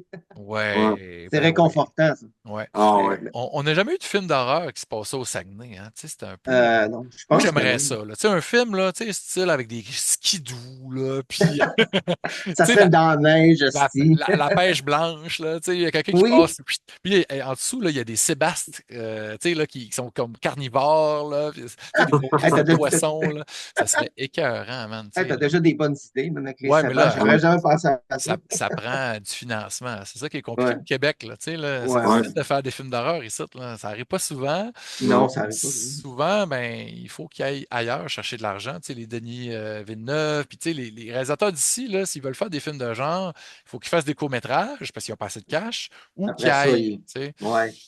ailleurs. Mais ouais, en tout cas, avec la population, les gens qui ont du cash, du gros cash pour faire des films, là, un film d'horreur au Saguenay, moi, je veux ça. Puis ça serait Au peut-être Deadwood Saguenay. qui préfère la soundtrack, tu sais, ça Ah, ouais.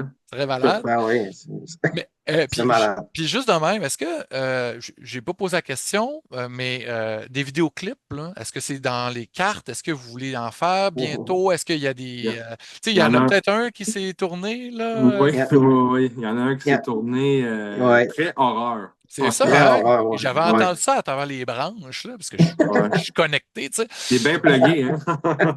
Puis, vous voulez sortir quand, ce vidéoclip-là? Euh, En ce moment, on part à la pêche au label. OK, OK, OK. Fait qu'on on est en train de finir le EP, Ouais, OK. puis le vidéo il est fait. Fait que c'est avec ça, puis quand ça Ouais, sera le bon moment. ouais, c'est ça. Puis OK. avec la tournée au Japon, Ouais, ça devrait aider. ben oui. Puis l'été prochain, on fait partie du Incarnation Fest aussi. OK. Mais là, c'est ça pour les gens qui veulent vous voir. Là, vous jouez à Montréal dans pas long. Là. Il y a un Ouais. festival que tu as organisé, Fred. Hein? Oui, oui, oui, le Ouais. Montréal Deadcore Fest. Puis là, C'est ça, le c'est 16. 16. Le 16 16 novembre, novembre au Piranha. au Piranha Bar. Puis c'est cool parce que je parlais de Piranha ou de Sébastien Ouais. Carnivore. Piranien, t'as dit ça. Fait qu'au Piranha Bar, ça, c'est la salle en bas. Oui, En bas, ouais. Ouais. oui, Maintenant, c'est pas mal tout le temps là qui sont les shows, hein, de toute façon. Là. Fait que ça, oui, la c'est plupart. cool. Fait que là, il y a vos amis de Burning the Oppressor qui sont là. Oui. Ouais. Euh, Euh, Observant, Obscure Mantra, Flesh Shrine, Il y a, Unpunished, puis ouais. Deadwood. puis Ouais. Deadwood. Fait que là, ça commence dans l'après-midi, c'est toute la soirée. Ça va commencer à 6h30. 6h30, OK. Puis, Des ouais, petits sets. ça, le premier band va jouer à 25 minutes. Après ça, c'est 30, 30, 30, 40 nous. Puis OK. après ça, c'est Burning the Oppressor. 45 Parfait. minutes. Fait que plusieurs uppercuts d'en face. On vous Oh, ouais, souhaite ouais. un Wall of Death au moins. C'est le fun. Circle Mm. Pit. Fait que le Ouais. 16 novembre, vous savez qu'est-ce que vous avez à faire, les gens à la maison? Le Deadcore, le Montreal Deadcore Fest avec Ouais. Deadwood et compagnie. Ben, merci les gars. Hey, merci à Et toi. merci beaucoup. C'était plaisant, hein? Ouais, ouais, Plaisant, vraiment le comme on fun. dit Ouais. au Ben Saguenay, plaisant. c'était Ouais. plaisant. Puis, ben, tu sais, parler de films d'horreur, c'est pas tannant. En plus, parler de gros métal bien méchant, parce que c'est ça, tu sais, c'est ça aussi, hein, la violence dans la musique. C'est la violence inoffensive, mais qui fait du bien, qui est Ouais, cathartique. Comme exactement. dans le cinéma, comme tu assis dans notre divan, là, il n'y a personne qui meurt pour vrai, là. Non, Ça, Non, c'est c'est ça. ça. ça fait beaucoup plus de bien ça que d'écouter une nouvelle, hein, on s'entend. Exactement, Ouais. ouais. Ah Ouais. oui. Yes. Fait que, ben, sur ça, restez métal. Yes, yes. À bientôt, les gars. Yes, Quand bye. même. Ciao. Bon.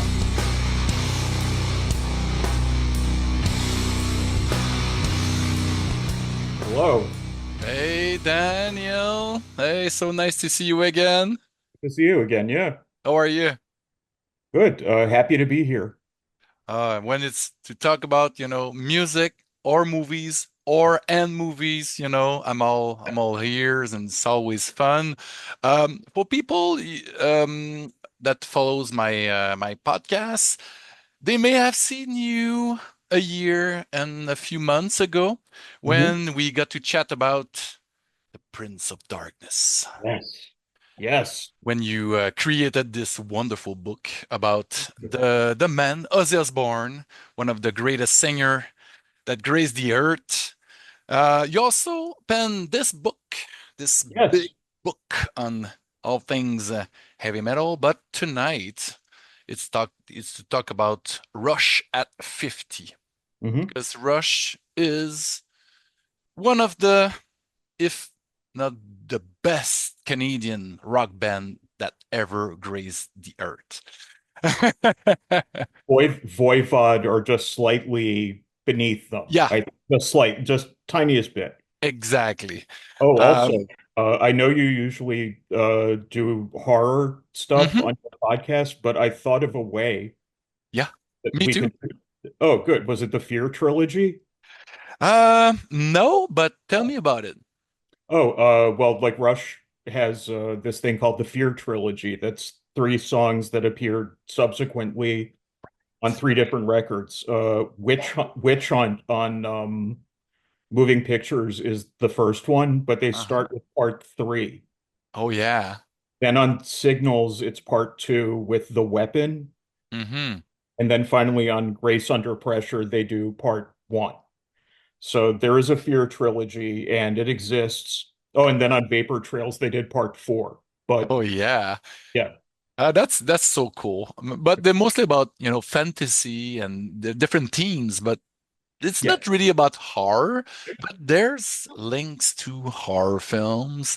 But first, I want to know why, because I think this book is really personal to you because you're a Yeah. huge fan and you discovered Rush at a young age. So I wanted to know what is Rush to you Oh, in a sentence. It's been part of a few years, I guess, writing this book. well, I mean, I had a hard time even getting it down to just 200 pages. What they mean to me. I mean, just the musicianship Hmm. is so next level that it's hard not to focus on that. But that's not the only thing. I mean, the whole package, Hmm. from the lyrics to, just the fact that they're elite players of their instruments and just how unique they are. Yeah. But I mean, those things together, like, you don't usually get all three Yeah, in and the same band. You maybe get one of them, maybe yeah, two if I you're I lucky. to totally agree. And the fact that they managed to stick together, those three guys, for so long. Yeah. And it's hard to be in a band and to be on tour. I've never been in a band, but I can figure that when I'm traveling, it can be messy, and those guys, and they stick together and they keep on producing records that weren't the same as the one before. Right. It's Uh, pretty intense, and people followed. They had rabid fans, and you mentioned it in your intro, and rabid haters as well. Which yes. why hate?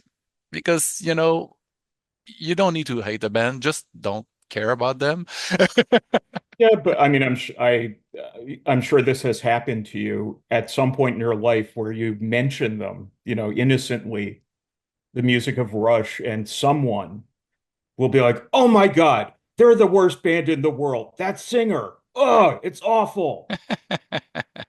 I never had that because I'm surrounded by music lovers that are into rock and prog and that kind of stuff. Mhm. And metalheads, they all know, it comes Yeah. from, roots and stuff like that. But personally, in the beginning, I had a friend that was really into prog. When I was a teen, I was into the weirdest stuff, but the newest stuff. So when he was a little bit old, I was like kind of reticent.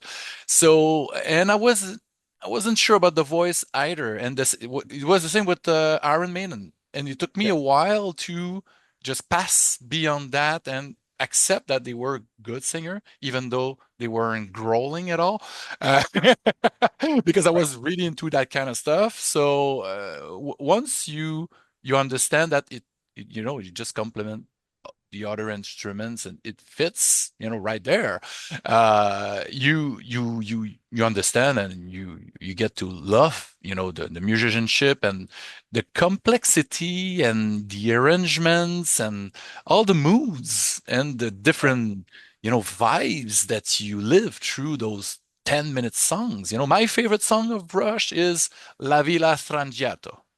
Doesn't have any lyrics, I think. It's an instrumental and it's like 14 minutes long, but you live so It's many only it's things. only it's a mere 10 minutes long. That's 10 all it is. minutes. Just 10 minutes. Yeah, Yeah. 10 minutes. Right. But man, that song and I think the trees, there's a few songs that like unlocked Rush for Yeah. me. One thing that you just said actually that I thought was interesting that actually kind of goes back to what you were asking me about, like what does Rush mean for me, Hmm. is the vibe and the feeling. Hmm. There's something beyond what they're playing and the melody. There's something else going on there Hmm. that you can't buy it at a music store. That just it comes down to those three guys doing what they do in the way that they do it. And they've created some stuff that had a sort of chilly vibe in some ways. And there were other things that they've done where the vibe was like it was the only thing in the world that would get me out of bed in the morning. Oh yeah. Yeah, Hmm. there were times in my life when I was like suffering from severe depression, and they were the only band I could listen to. It's strangely worked in the middle of all that. Yeah, music is magic. It's Yeah, healing, and we need that when you understand that music has that power, it can get anywhere. It stays with you your whole life. You're writing books about music. You've been doing that for years now, and which is amazing because you got to give back to the band. A love letter, yeah, and it's not easy writing a book, and that book is beautiful, I have to say. And for fans, that's the kind of coffee table book that you need because you try to make it personal because a lot of people wrote before yeah, about that band, but it's about why you love that band and in different ways and different periods and different albums, and also the visual aspects with the 45s and the record covers and the photo passes and backstage passes and all that, the ads. It's yep. so fun for fans to see how that was advertised back in the 70s, 80s, and that kind of stuff is like it's like candy. I mean, the stuff like trying to advertise them in the 70s when the record company didn't quite know what to do with them. Yeah. Uh, you know, They never knew really, right? they still don't know, I don't think. I think they still have no idea why this band is popular, why people love them so much.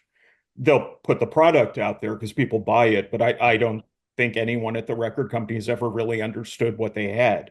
Hmm. Although I think at Atlantic, you know, because they were on Mercury for like first half of their career, and then they moved to Atlantic. And I think Atlantic was a little more sympathetic to what they wanted to do, Hmm. but sympathetic in the sense of like, we don't know what you guys are doing, but people seem to like it, so just do what you want. Yeah, Yeah, but for more them, control for I think them. that's well, for them, I think that's exactly right. You know, Hmm. the times they ever got into any problems, you know, commercially or whatever, was early in their career when they were still kind of figuring out what to be. Hmm. And, you know, there were people at the label who were like, singles, we need hit singles, get some hit singles. That's what we do. That's not Yeah, what they do. They yeah, were like pushing the envelope. They weren't producing hits, and it's exactly what they didn't want to do. You know, like right. 4/4 and 3 minute and a half. They had so much more to tell and to show and to for fans to hear. So 3 minutes is not enough. I mean, they have 3 minute songs that I like a lot and that I think are great. But you know, I mean, famously, they've responded to their record company saying we want hits with 2112, Hmm. which is just not a commercial record in any people bought it, but it's not commercial. Hmm. And that's always been something about them that I think is really special, is like it was popular almost sort of by accident. Hmm. Like they made the music they wanted to make, and it so happened that people liked it. But there was no, it wasn't this like really manufactured, orchestrated thing of like you know, it wasn't like Kiss, where it's like, how do Hmm. we Yeah. become famous? What Hmm. are the, you know, what's the 12-step plan to get there? These guys just did what felt right to them. And you know, just as a creative person, I've just always found that really inspiring that what, you know, their attitude really seems to me to be like, if you're going to be creative, if you're going to make something, it can be anything you want it to be. That's the point. The Hmm. point is for, you know, you put your own unique spin on it that no one else can do. And that's your thing. And that's what you're putting out there. David Gilmour of Pink Floyd has kind of he said the same sort of thing too. And I really agree with that.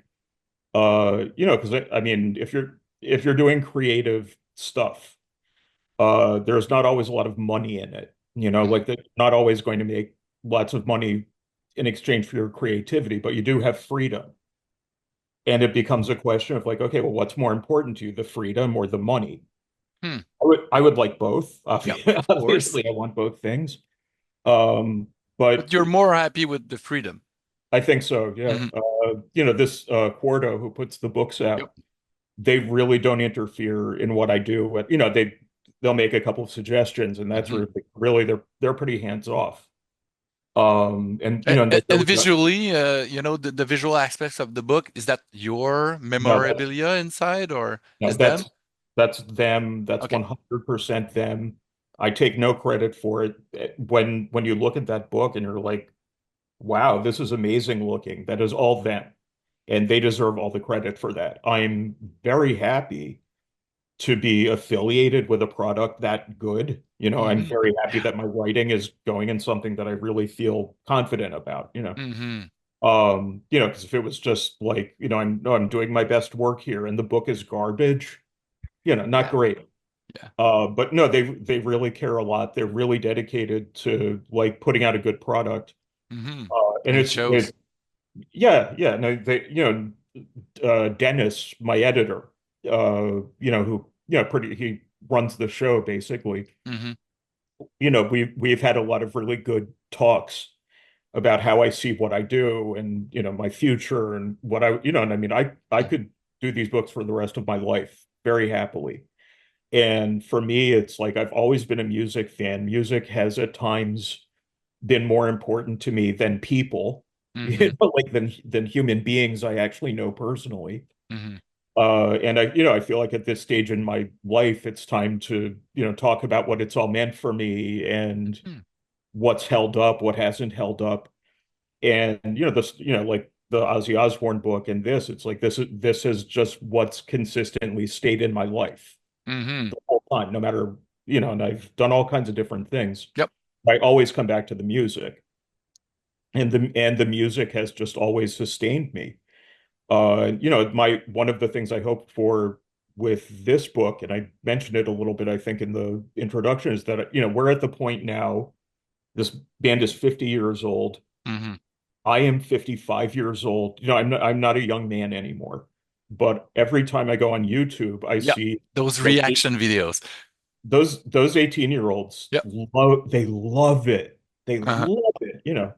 And so I feel like, okay, it is my job as like, the elder Yep. statesman Hmm. to welcome them in and give them like, okay, you like a few of those songs. Great. Read the book. It's very interesting. Hmm. And I sort of like, I mean, I'm not a teacher. I'm not a professor, but this is like probably the closest thing to it that I'll ever do.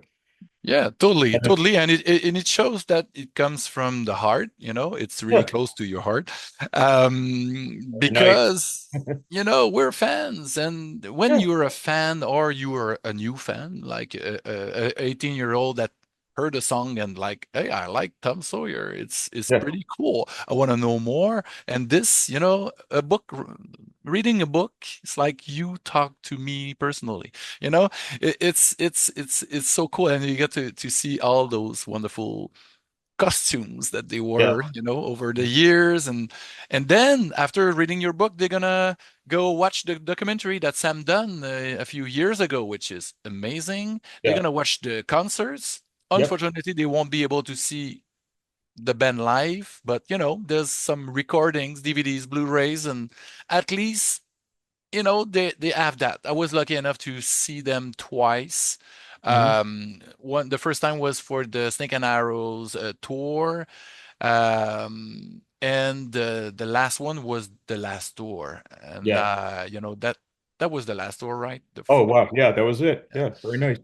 And nobody knew, and which is it's kind of even better because people would have been there just because it was the end. And that was for the fans. We won't I don't know if they probably knew, a year before that they won't it would be the last tour because of, Neil Peart condition, but they never told anybody, which Um, I think is honorable.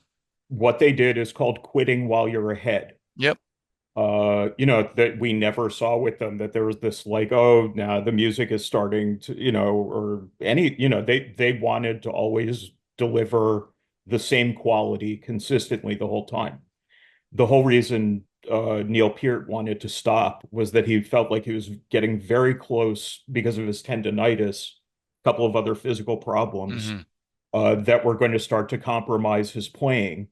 So he could not do it exactly like he did it in 1976. Hmm. And he didn't want to do that. The whole band is like that, where they don't want, I won't mention any names, but they would never have backing singers, like a Yeah, yeah, backing, yeah. like well, I said I wouldn't mention names, But we know. but we know. Yeah. There's a few, in fact, and Yeah. those bands, they don't want to quit. They say they will do this the end, and then they come back, and then it's the end again, and Well, that was another reason that they never said it was a farewell tour, they were really wary of, because like now we know perfectly well, anytime a band says this is our farewell tour, that Mhm. means we'll see you in 10 years Yeah, for the yeah, next exactly. farewell tour.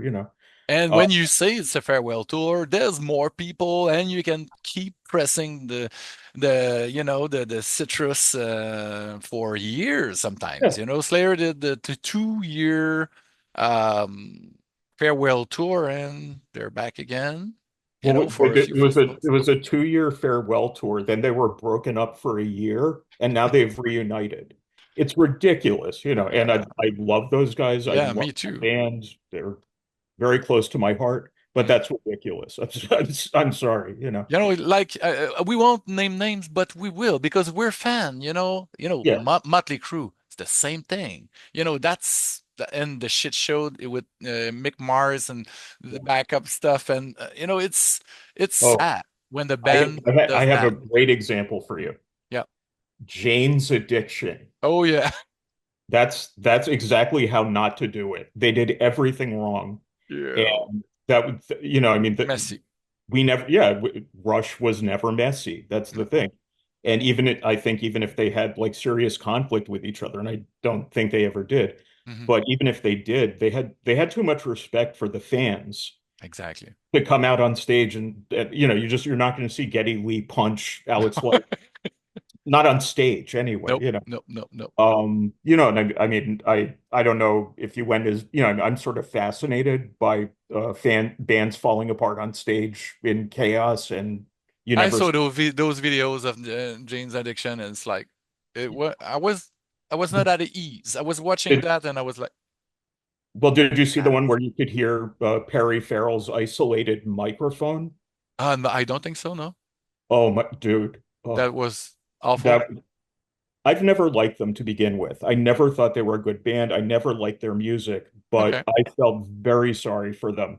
That the rest, like, it's like, wow, we put all our problems aside for after 14 years.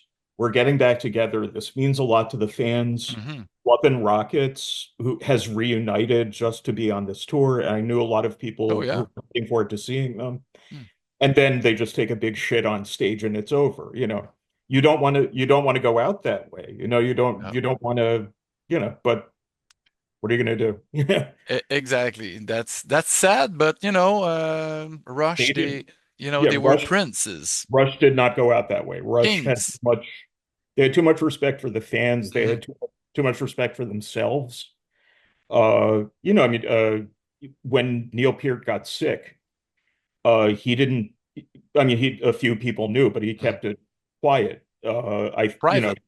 Yeah, I think part of it just because like he wanted the fans to remember him as he was, the band as it was, and he would, to his credit, he was right about that. You and I remember him, Hmm.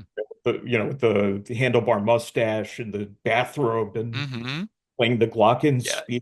Yeah. We don't have mentally. And on that last tour in 2014, he was still playing awesome, and you know, yeah, on top. Exactly. Uh, Times that he's the greatest drummer that ever lived, oh and yeah, he remained totally. the greatest drummer who ever lived until the end.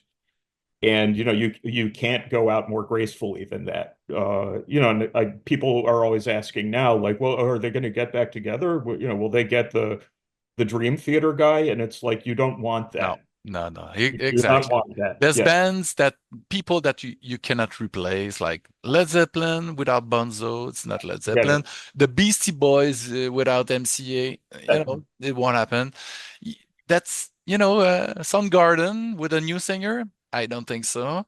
Alice in Chains did it. It's hard to replace the They got singer. away with it. Arguably, they got away with it. But And pretty good. And he's a great singer, and because I think it worked because of Jerry Cantrell's singing, which was really important to the sound yeah, from day one. So you weren't too shocked to hear another voice blending with his. and I mean they stayed away for a while too. Yeah. And I mean I was a fan at the time, and I remember after Jar of Flies, I guess, feeling like the product really fell off after that. And then they're just putting out live albums from Eh, yeah. and you could tell like something Yep. is not right with this band Yeah. And because Lane was so into the downward spiral of drugs for yeah, like a decade. And I recently read that he was like so thin, and he was like by himself in his apartment like for all the time, and I think he was dead for like 2 weeks when they found him. It's crazy because he's one of my favorite so-called grunge singer of all times, for that whole Gang, there were a lot Yeah. of great singers, like Chris Cornell was one, but to me, Lane Staley, he was like the most intense, and I never got to see him live, and that's a shame. But you cannot see every band that you love. No, It's that's impossible. true. Yeah.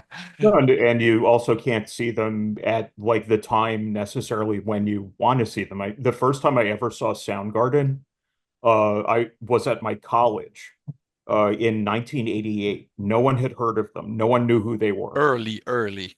Wow. Like the very beginning, and they come out, they play. Oh, they started with Communication Breakdown by Oh Led Zeppelin. yeah.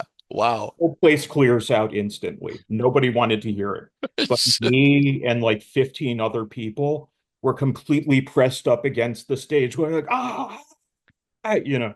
we bought Wow. it Yeah. 100%. And I saw them a couple more times after then. It was always good. It was Yeah. always a good show. In the beginning, it was like way heavier than they came, because even Bad Motorfinger, that was still a bit, they were less punk than they were on the Screaming Love, Yeah. which was kind of more, I guess, noisy. Yeah. But it's what they were one of the greats. But let's go back to Rush and Oh, Rush. sorry. I do When I do tangents and Oh, me digressions. too. I'm Yeah. all I'm opening tabs all the time, Yeah. hyperlinks. Yeah. But Rush sadly ended their career in 2015, and then I think it was announced in 2020 that Primus was going to do a kind of an homage to Farewell to Kings, and then Mhm. COVID hit, and it took a few years to resume that tour. Did you manage to catch that show? I hate Primus more Oh, than almost any other band, so no. But uh, why did you I hate just them? I I Yeah. I can't even like put The it into voice? words. The words, the boinging. There's a lot of boing. Yeah, yeah. Okay.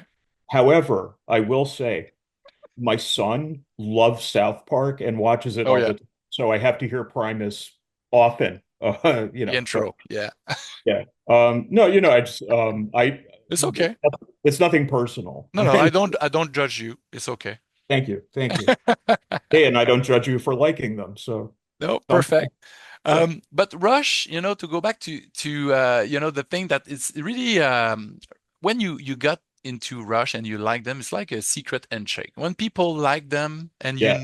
you're like okay, and you're okay in my book. We can Yeah. be friends. Yeah. Come in. You think it's okay. You can come in. Yeah, exactly. I Yeah, get. it's kind of like the secret clubhouse in Hmm. it's the knock and Uh-huh. the secret handshake and everything. And Exactly. you can kind of like in some ways you can sniff each other out too. Hmm. Like you can tell. I can tell Hmm. you are a Rush fan. I can just Uh-huh. tell. I've met people that way. Oh yeah. And sometimes we're in places having nothing to do with Rush at all and doing things having nothing to do with Rush, but somehow, I don't know, you give off these vibes.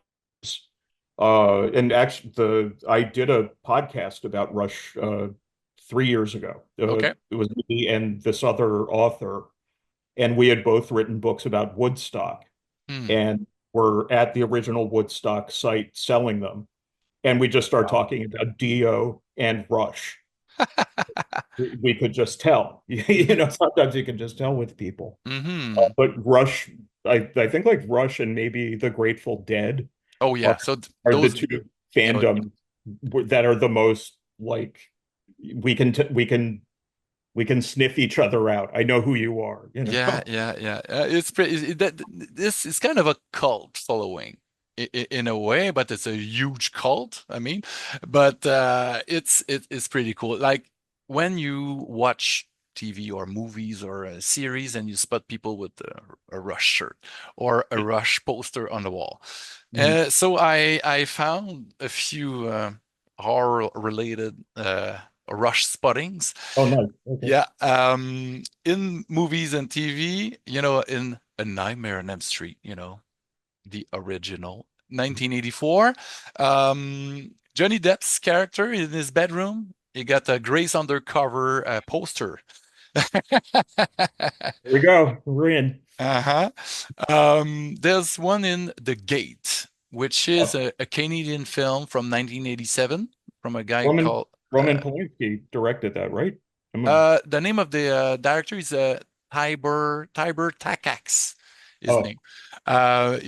He didn't do much. He did I, Madman, The Gate 1 and 2, and that's about it. right. But in the first movie, The Gate, Stephen Dorff from Blade and Oh, a okay. few other movies, Yeah, he I played heard, in yeah. it. He was a little kid. But there's a poster of Rush live. You can see Geddy Lee and Alex Lifeson in The Gate. You have to watch The Gate. It's pretty cool. Okay, It's kind of a satanic flick. There's a metalhead, his neighbor of that little kid that opened the gates of hell, and there's of course. minions, and that's pretty cool. There's a recent movie, a Canadian movie called Summer of '84 from 2018. Um, which has again, it's always in a bedroom. You have a 2112 poster. Right. And recently in Stranger Things season Yep. 4, there's Hmm. also the debut album cover as a poster. No, not as a poster. I think it's used as a prop in an episode, like to wave some smoke or something. So, but you Oh, can see. got it. Okay. And also there's the music of Rush when you hear it in a movie.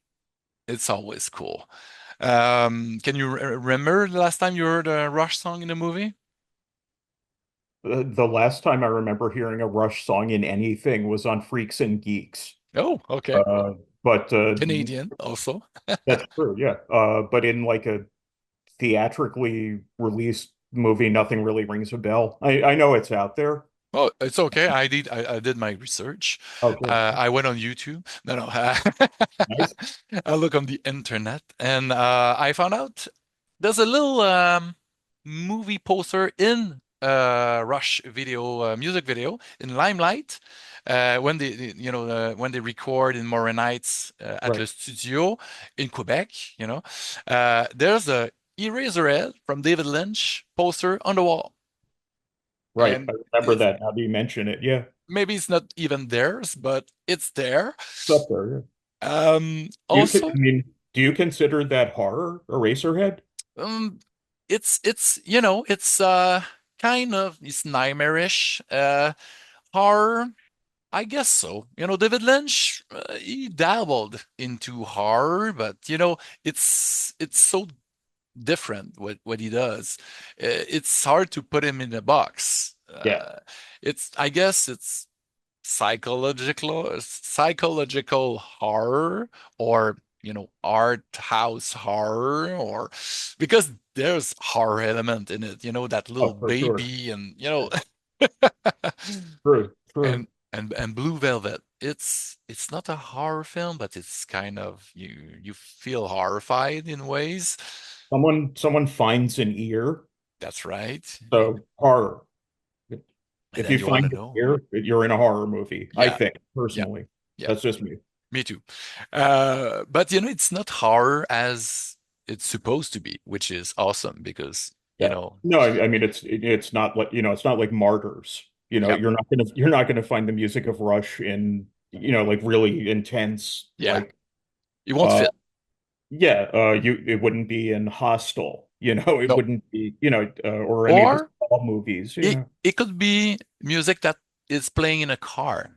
It it Yeah. it, it could be, but it was in a few Rob Zombies movies. Oh, yeah. Spirit of Radio was in the Lords of Salem in 2012, and also in his remake of Halloween in 2007. He, Oh, he did put Tom Sawyer in it, oh, okay. I refuse to watch that movie, but okay. but you don't need to. But still, it's not one of his worst.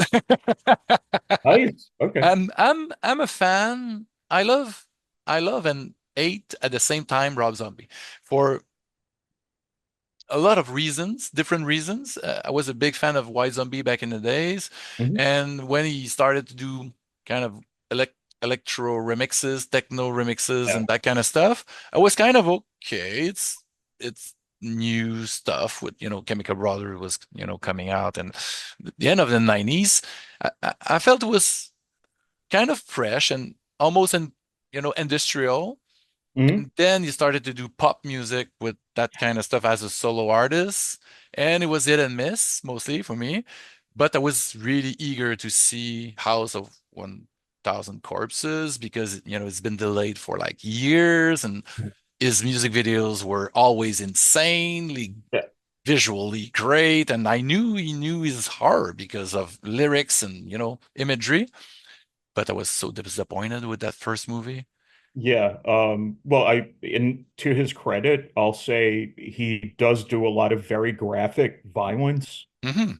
and I enjoy that. So, Hmm. so for that reason, I'll give him some points. I mean, honestly, it's just I didn't think Halloween needed to be remade. I No didn't more. think it needed sequels. None of it. Just the first one with Yeah. John Carpenter. It's Mhm. perfect. You Perfect. The don't touch a music, thing. the Everything. shape. Everything about it. Yeah, and even just the first sequel was terrible. And it's like, let's stop right here. Okay, we're good. I'm Uh, I'm a but yeah, giver. I mean, I like to, I just want to see what they're going to do with a movie or a franchise that I love. So I give them, the right to do yeah. that their thing, and I tried. I'm often disappointed, but All remakes are not terrible. I was surprised that I liked the Dawn of the Dead remake from 2004. I yep, was very surprised that I liked that. really fun. And His best. Zack Snyder's best. His by first. far, Yeah. Yeah. it's the only good one, even I would say. And the remake of The Hills Have Eyes by the Oh guy yeah. who did High Tension. Yep. Alexandre Uh, Aja from yeah, France. that was good. Oh yeah, that was Good. Yeah, pretty intense. It was almost, I think, that was better made than the original, which, the original was kind of schlocky, but yeah. it was good for his own era. And Wes Craven. But hey, he can do no wrong, in my opinion. Yeah. But Almost. Almost. Wes Craven, Cursed. Have you seen Cursed with I have Christina not. Ricci? Don't. Don't. Okay, I will stay away. It's a werewolf movie with way too much CGI in it, and it's Um, the studio. I think they re-edited, and it's a yeah. mess. You and I could probably do a whole other hour on how CGI ruined everything for horror movies because we want squibs, we Yeah, want practical effects. no CGI CGI, blood. No no, CGI blood. It's no, wrong. You no, cannot do that. I know it's cheaper to do that way sometimes. With when you're shooting and you don't have to just wash everything and do another take, right, yeah. but it looks bad. You don't want that. Can you imagine like The Thing from 1982? Could you imagine that with CGI? Yes, yes. It's, Oh, it's well, called they it's did. called it's called the thing. It's a prequel. Right. Yeah.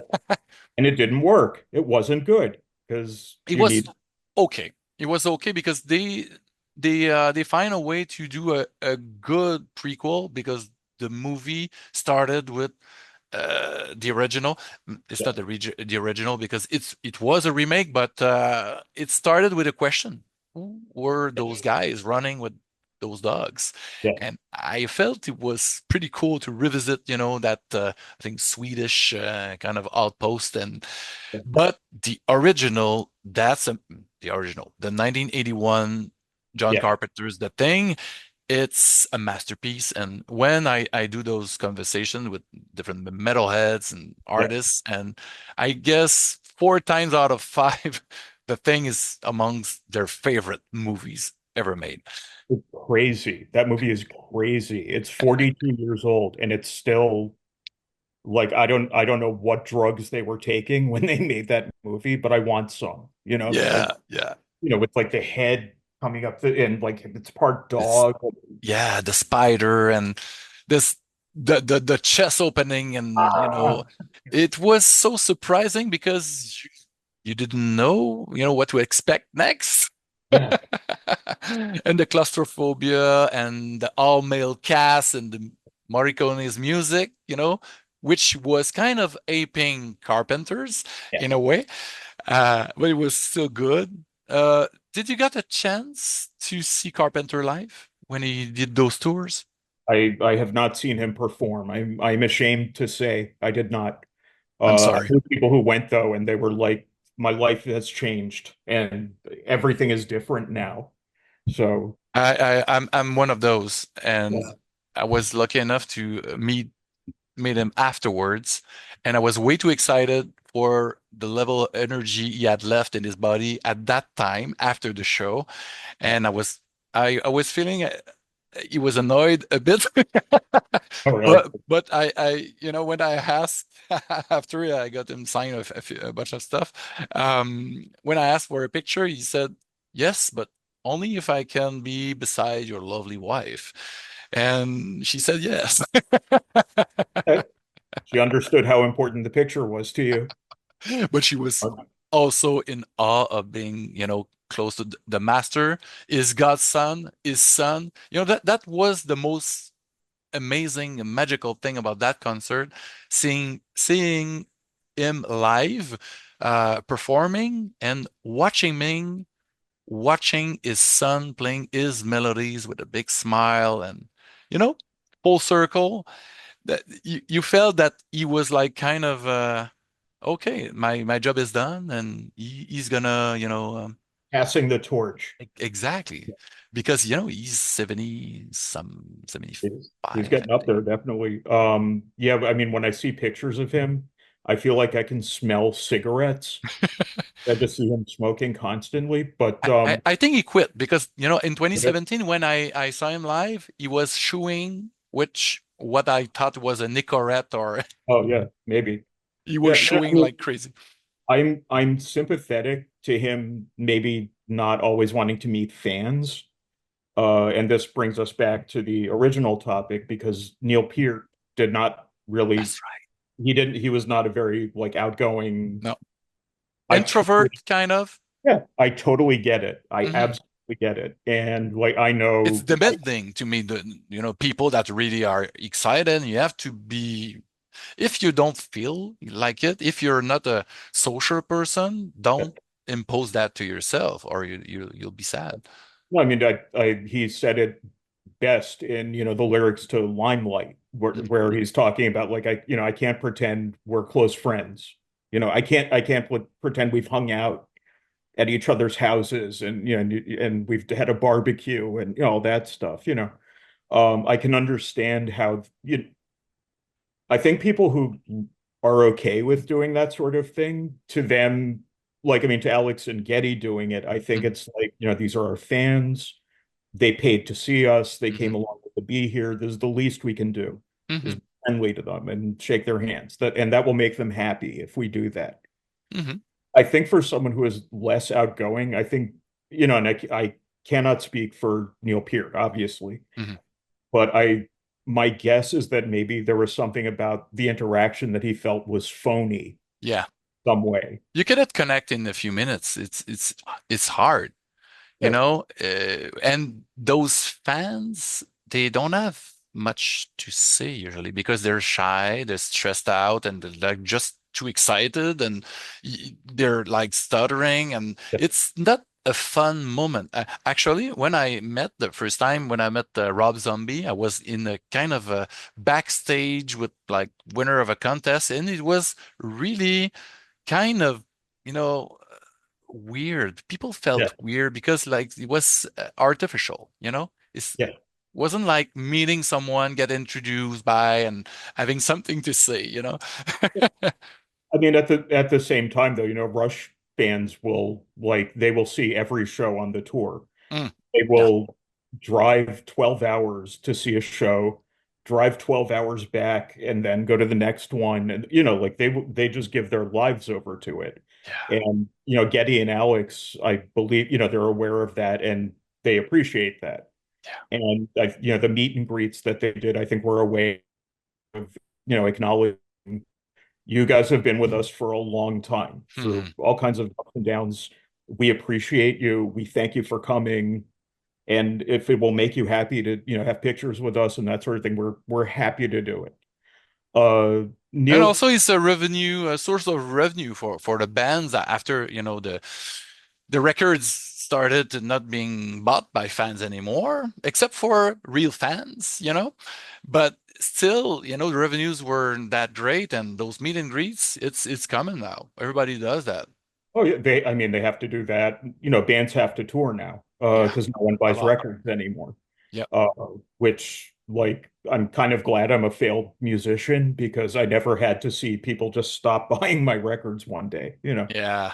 because they can get it all for free on Spotify. Must have been so frustrating for artists. Like, what the fuck? I'm being taking away my livelihood, and it's crazy. We thought Metallica they were complaining, but they were right. No, Lars. I made fun of them like everybody Yep. else. Yep. Lars was right. Yep. Lars was absolutely right. That I'm was the saying, only one, the only time he was right. Uh, it's easy to bag on I him, know, I know. But and I do with not do it. movies that they did, some kind of monsters, it's this how they present him, and in interviews and stuff like that. It's easy because he's got a big mouth. Yeah. Yeah, but I mean, at the same time, like, 'cause some of those records Hmm. they're fun, they can come in anytime they want. Yep. If they made Ride the Lightning, if they made Master of Puppets, they are welcome in my home, Yep. despite And Lulu and despite yep. Saint Anger. I Yeah, forgive, yeah. so because those first couple of records Oh meant yeah. The so four much. first records were Oh my amazing. God. Oh my God. And they just completely changed how I heard music. And Hmm. I mean, I really, it was like this dividing line in my life, Hmm. that I couldn't go back to how it was before after I heard that. Uh, Yeah. and, but they have mostly made their career by touring. Oh yeah. Totally. They Totally. put out these records, but I don't think anyone cares. I think really it's about going to, and And they're gonna play their hits anyways. They're gonna play tons from the Black Album oh and a yeah. few new songs, but you're gonna get real old, and they're still able to play live, and they put on a great visual show as Yeah. well, and it's I've seen them. It was a good show, but they've kind of turned into Rush in some ways, in that people are now taking their children to see them. yep. I know someone who brought her 9-year-old daughter to see them, like very recently. Mm, And I took my son to see Iron Maiden a few years ago, when nice. he was 10. Bored out of his mind. This was dad's thing entirely, and he's like, oh my. He was 10. Oh man, that's so cool because I went to see Maiden last week. And Oh, next time they come, probably in 2 years, I'm gonna bring my daughter. oh, She's gonna be, mind blown because they're one of the best at doing what they do now. They're better than everybody else. Slipknot is cool, but Maiden, they almost invented it. Of course, Kiss, Alice Cooper were there before, but Maiden, they kind of perfected the formula, and they're still able to run everywhere, yeah. and those big balloons, it's like crazy. Well, Mind. there's a Rush comparison there too, I think, because Maiden nobody else sounds like them. Hmm. No one has been able, people try, but no one has Hmm. really been able to copy them well. Hmm. And because if you do, people immediately go, oh, they're copying Maiden. Just like you can't copy Rush, because if you That's do, right. we'll be like, oh, they're just copying Rush. Or there are a lot of bands like that, but they have just a distinct thing Oh yeah. no one else can do. And Rush, nobody did the roasting of chicken on But stage. yeah, I believe they were the first to do that. I think they were the first to do their laundry on stage. Laundry as well. Um, those are the funny things. They were funny guys. The intros of their concerts is like just a comedy show for like Yeah. half an hour almost. People always, like in older reviews and stuff like that, people always talked about them like they had no sense of humor. That's not true at all. And like a lot of the people I interviewed for the book who had like been on the crew or worked sound for them or something like that said every day, those guys were the funniest fucking guys I've ever met in my life. And they were like, not just ha ha funny, like it was like holding yourself, like stop. I It's can't do it. hurting. I'm gonna Yeah, pee. like that kind of, and they had this like sort of timing among the three of them, like they were the Mhm. Three Stooges. And when you listen to, a song like Losing It, your first thought is not, oh, these guys must be really funny. That's but they're able to separate that. They're Mhm. able to be like, we're off stage now, we can make Mhm. jokes and all that. On stage, we are deadly serious about what we're doing Oh yeah, and have they can't fuck it up absolutely, because this is complicated music and they have to be mark on the marks. It's long yeah. songs and three guys. They have to do everything. With Geddy Lee doing keyboards with his feet and it's crazy. How about that? When I saw them too, I'm like, my God, he's really busy. Like he's really got a lot to do up there. And it doesn't show. He doesn't really like busy because it's like fluid and all. Yeah, there are times when like I've seen where like he's holding down something on the neck of the bass, playing something on the keyboard with his right hand, and he's on a pedal with his foot. Wow. So it's only the other foot that's like just kind of there to steady him and keep his balance, but everything else is involved in, and he's singing. Yeah, it's I mind can't blowing. do that. I, No. I can't do two things at once. I can do them badly, but I couldn't play four instruments at the same time. I don't know how he does it. I don't know. Those You know, people have gifts, they're born with like some, it's kind of a genius in a way, a musical genius, being able yeah, to do all that at once and being tight with the two other guys that doing complicated stuff as well. And it's fast and slow and fast and change the pace and wow. I the have a other little the other guys were quiz. Oh, I'm sorry. were triggering. The other guys were triggering samples too. Yeah. So, Getty's doing all this stuff, and it's just Yep. what he was not able to do because he was too busy. Like Alex would be playing something and triggering a sample. Neil would be playing something and triggering us. It. One of the people I talked to said that it was three people who sounded like 10 people. Oh yeah, I think that's true. And totally. what a lot of people say about them is like, I can't believe all this music is coming from three people, which is And that's the minimum number of people you can have in except the White Stripes. They have two people. yeah, But but it's kind of when you're two, you have to cheat with some yeah, pedals and Rush. The thing is that in studio you can put layers and you can do an album that is so complex, but Rush they wanted to do it live as well. So if they can, okay, we're gonna put those layers. If I'm okay, I'll do that with my right foot and okay, will manage to do it live. And I'm sure sometimes they were scratching their heads. Oh, the fuck. yeah, but they knew that the reason people come to Rush shows, and this is the exact opposite of why people go to Grateful Dead shows. If I compare the two Yeah, because they both have incredibly dedicated fan bases. that's what I heard. I don't know Grateful Dead much about except for Jerry Garcia and that skull logo. That's all I know. I don't think I ever. I Well, think I listened to them once. they're a jam band. They mainly Yeah. improvise, and the people who would follow them on tour, the point was that they would play something different every night. Mm, Like tonight will be completely different from last night, and then mm. tomorrow night is different.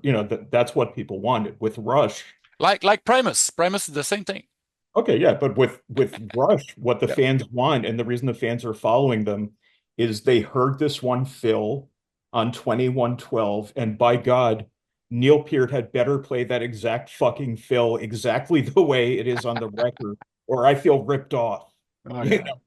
know? And they did it. They executed. I was explaining that to a friend of mine who is a deadhead, Oh and yeah. she was looking at me like, why? Why would you want that? Why would you see them every night if they're just going to do the same thing? And I'm like, that's the point. That's what the fans want. Mhm. It's like going to see a magician or But something. yeah.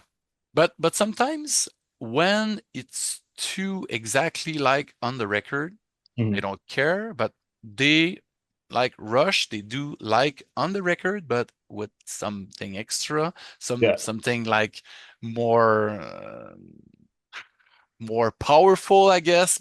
But bands like System of a Down, or I feel that that band, when I saw them, I was like, I no, there's the extra something that I'm looking for in a live performance is not there. Right. But I do have a little quiz for you, a little cinema and Okay. Rush oriented quiz. Are we going to And talk about martyrs, I hope? no. I kid. I kid. I'm sorry. Martyrs, I did suffer like that girl when I watched that movie the only time, I think I only watched it once, and that Yeah. was exactly the point of suffering. I was being a martyr as well, and it's pretty intense because here in Quebec, it's been shot in Quebec, and Right. Xavier Dolan, Yeah. which he went to France and he won, I think, like Palme d'Or once, or Right. anyway, Yeah. a bunch of prizes. He was an unknown then, was a son.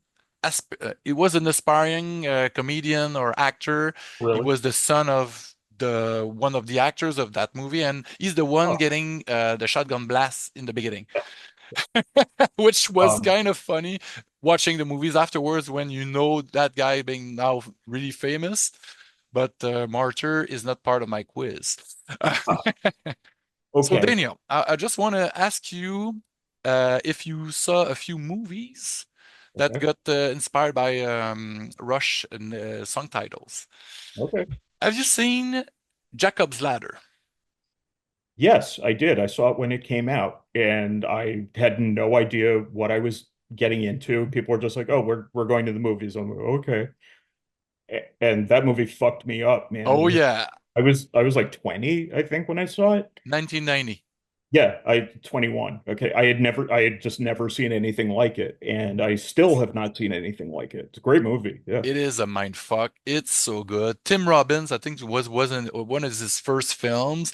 It was Adrian Lyne, the director. He did the Fatal Attraction and a bunch of films, and I love him. Flashdance. But that movie and those kind of demonic some apparitions, and it was so fucked up. I'm sure you've seen the Twilight Zone I have seen The series Twilight Zone. Yeah. and the movie, maybe. I have problems with the movie. Oh yeah, because of what happened on the shoot, or Yeah, it's impossible for me to watch that movie and be like, wow, three people died to bring this to me. I'm and not two sure. kids. Yeah. Two kids. Yeah, Yeah. exactly. The actor, the adult actor, Vic Yep. Morrow, his last words uh before he did the scene and got killed were, man, I really should have a stunt man for Ah, this. shit. Yeah. I And know it's been that shoot. He was trial. There was a trial, and John Landis got away with it, but wasn't safe on that shoot. And John history. John Landis is like sort of legendary for like kind of ignoring safety stuff sometimes. Hmm. Uh, well, like the Blues Brothers, he got banned for life Oh yeah. from the city of Chicago Oh shit. because, yeah, I mean, I wouldn't say he lied, but he was like, yeah, we're gonna have a couple of cars in this one scene, and maybe they might hit each other. I don't know. And then it's like 600 police cars all piling up on each other. So he's no longer Yeah. allowed in the city of Chicago. Hmm. But he did some classics, American Oh yeah, Werewolf in London is so good. yeah. But I'm with you on that. The Twilight Zone, knowing what we know, it's kind of I, hard to I watch feel that. that way about any like The Crow. I Oh sat yeah. there just like I can't believe they finished this movie, and like Yeah. we're supposed to sit here and pretend that guy's not dead. But at the same time, if they scraped the movie, it was as if it was done for nothing. So Oh, and there's no good yeah. choice, No. and I guess it's like, well, I don't know, finish the movie. I get, and they Yeah. have to because it's insured and the Yeah, studio, yeah, yeah, yeah. you know. But But I it's don't know. it is weird. It is weird to being we everybody knew. We were watching a movie that the main actor got killed on set. It's But the soundtrack was amazing. I was That's like cool. probably That is cool. 15 and I was like, wow, that and Demon Knight. And there were a lot of great soundtracks in the 90s. That is Uh, cool. there was a big fad of having an amazing metal and alternative and all kind of stuff that was really happening back then. Yeah, even when the movie was garbage, it often actually like, Yep. yeah, but but Alice in Chains are on this, Yeah. so it's okay, Yeah. or Um, whoever. Yeah, totally. Like The Crow 2, by example. That was shitty, and the soundtrack had a few great songs on it. I didn't see it, but I did see the soundtrack, and I was like, oh, Yeah, that's not too bad. yeah, They got that exactly. right. Have you seen Ghost Rider 1 and 2 with Nick Cage? I have a Nicolas Cage problem. Oh, yeah. Yeah, Okay. uh, I believe after about 1995, whenever he did Leaving Las Yeah. Vegas, he Pinnacle. was he was abducted and replaced with a lookalike who can only yell. That's all he can do. Uh, that's why that he was replaced by the pod people or Yeah, something yeah. like that, and now they've got this guy That's because a he was a good actor up yeah. until they got Raising Arizona was great. great. He was great. Then I don't know what happened to him. He just turned into the kind of weird. I, I think that's the alcohol he drank in leaving Las Vegas, Oh, which, he's still yeah, drunk. Oh, okay.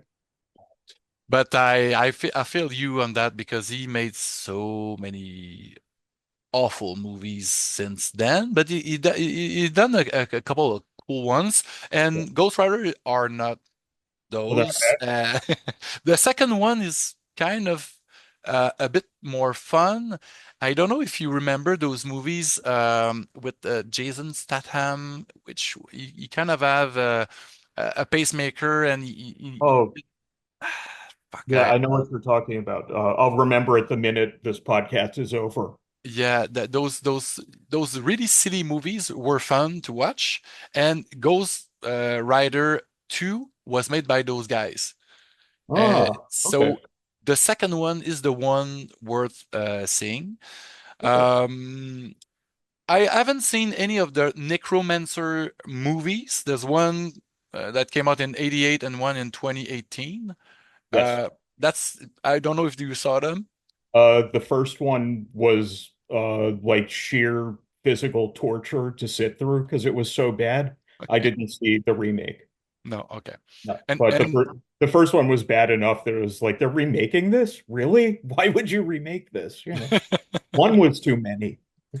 there's another movie that probably got inspired not by the same topic that inspired the Rush song, the Manhattan Project with John Yeah. Lithgow in Uh-huh. 1986. I remember that movie like I was really amazed when I was a little kid. Uh, you saw that, I guess, back in the days. Yeah, I saw it back when it came out. That was a good movie from what I remember. John Lithgow's a great actor. Like Yeah. I've never seen him in anything, even when the movie was bad. He was always good. Oh yeah, definitely. Also inspired by songs, like Witch Hunt. What is your favorite movie with a witch or witches? My favorite, and no one has even seen this movie, is this very old George Romero movie called Season of the Witch. Oh Which, yeah. yeah, you know that one. Yep. Yep. Yeah, which I'm not even sure you would really call that a horror movie, but No, it's experimental. yeah, I mean, did you see Martin? Oh yeah, Martin Yeah. is good. I felt like there were some similarities, because Martin obviously is a vampire, but to me, that's not really a horror movie. It's Yeah, and Easy, really, I'm a vampire. We don't yeah, even know. and at the end, it's not because he's a vampire. The thing that happens. I don't want to spoil it. But Uh, he had so many great yeah, ideas. he did between Night of the Living Dead and Dawn of the Dead. There's like a couple of movies in there, like Martin and Season Hmm. of the Witch, where I was like, wow, this is really interesting, and this is like not exactly what he's known for. Hmm.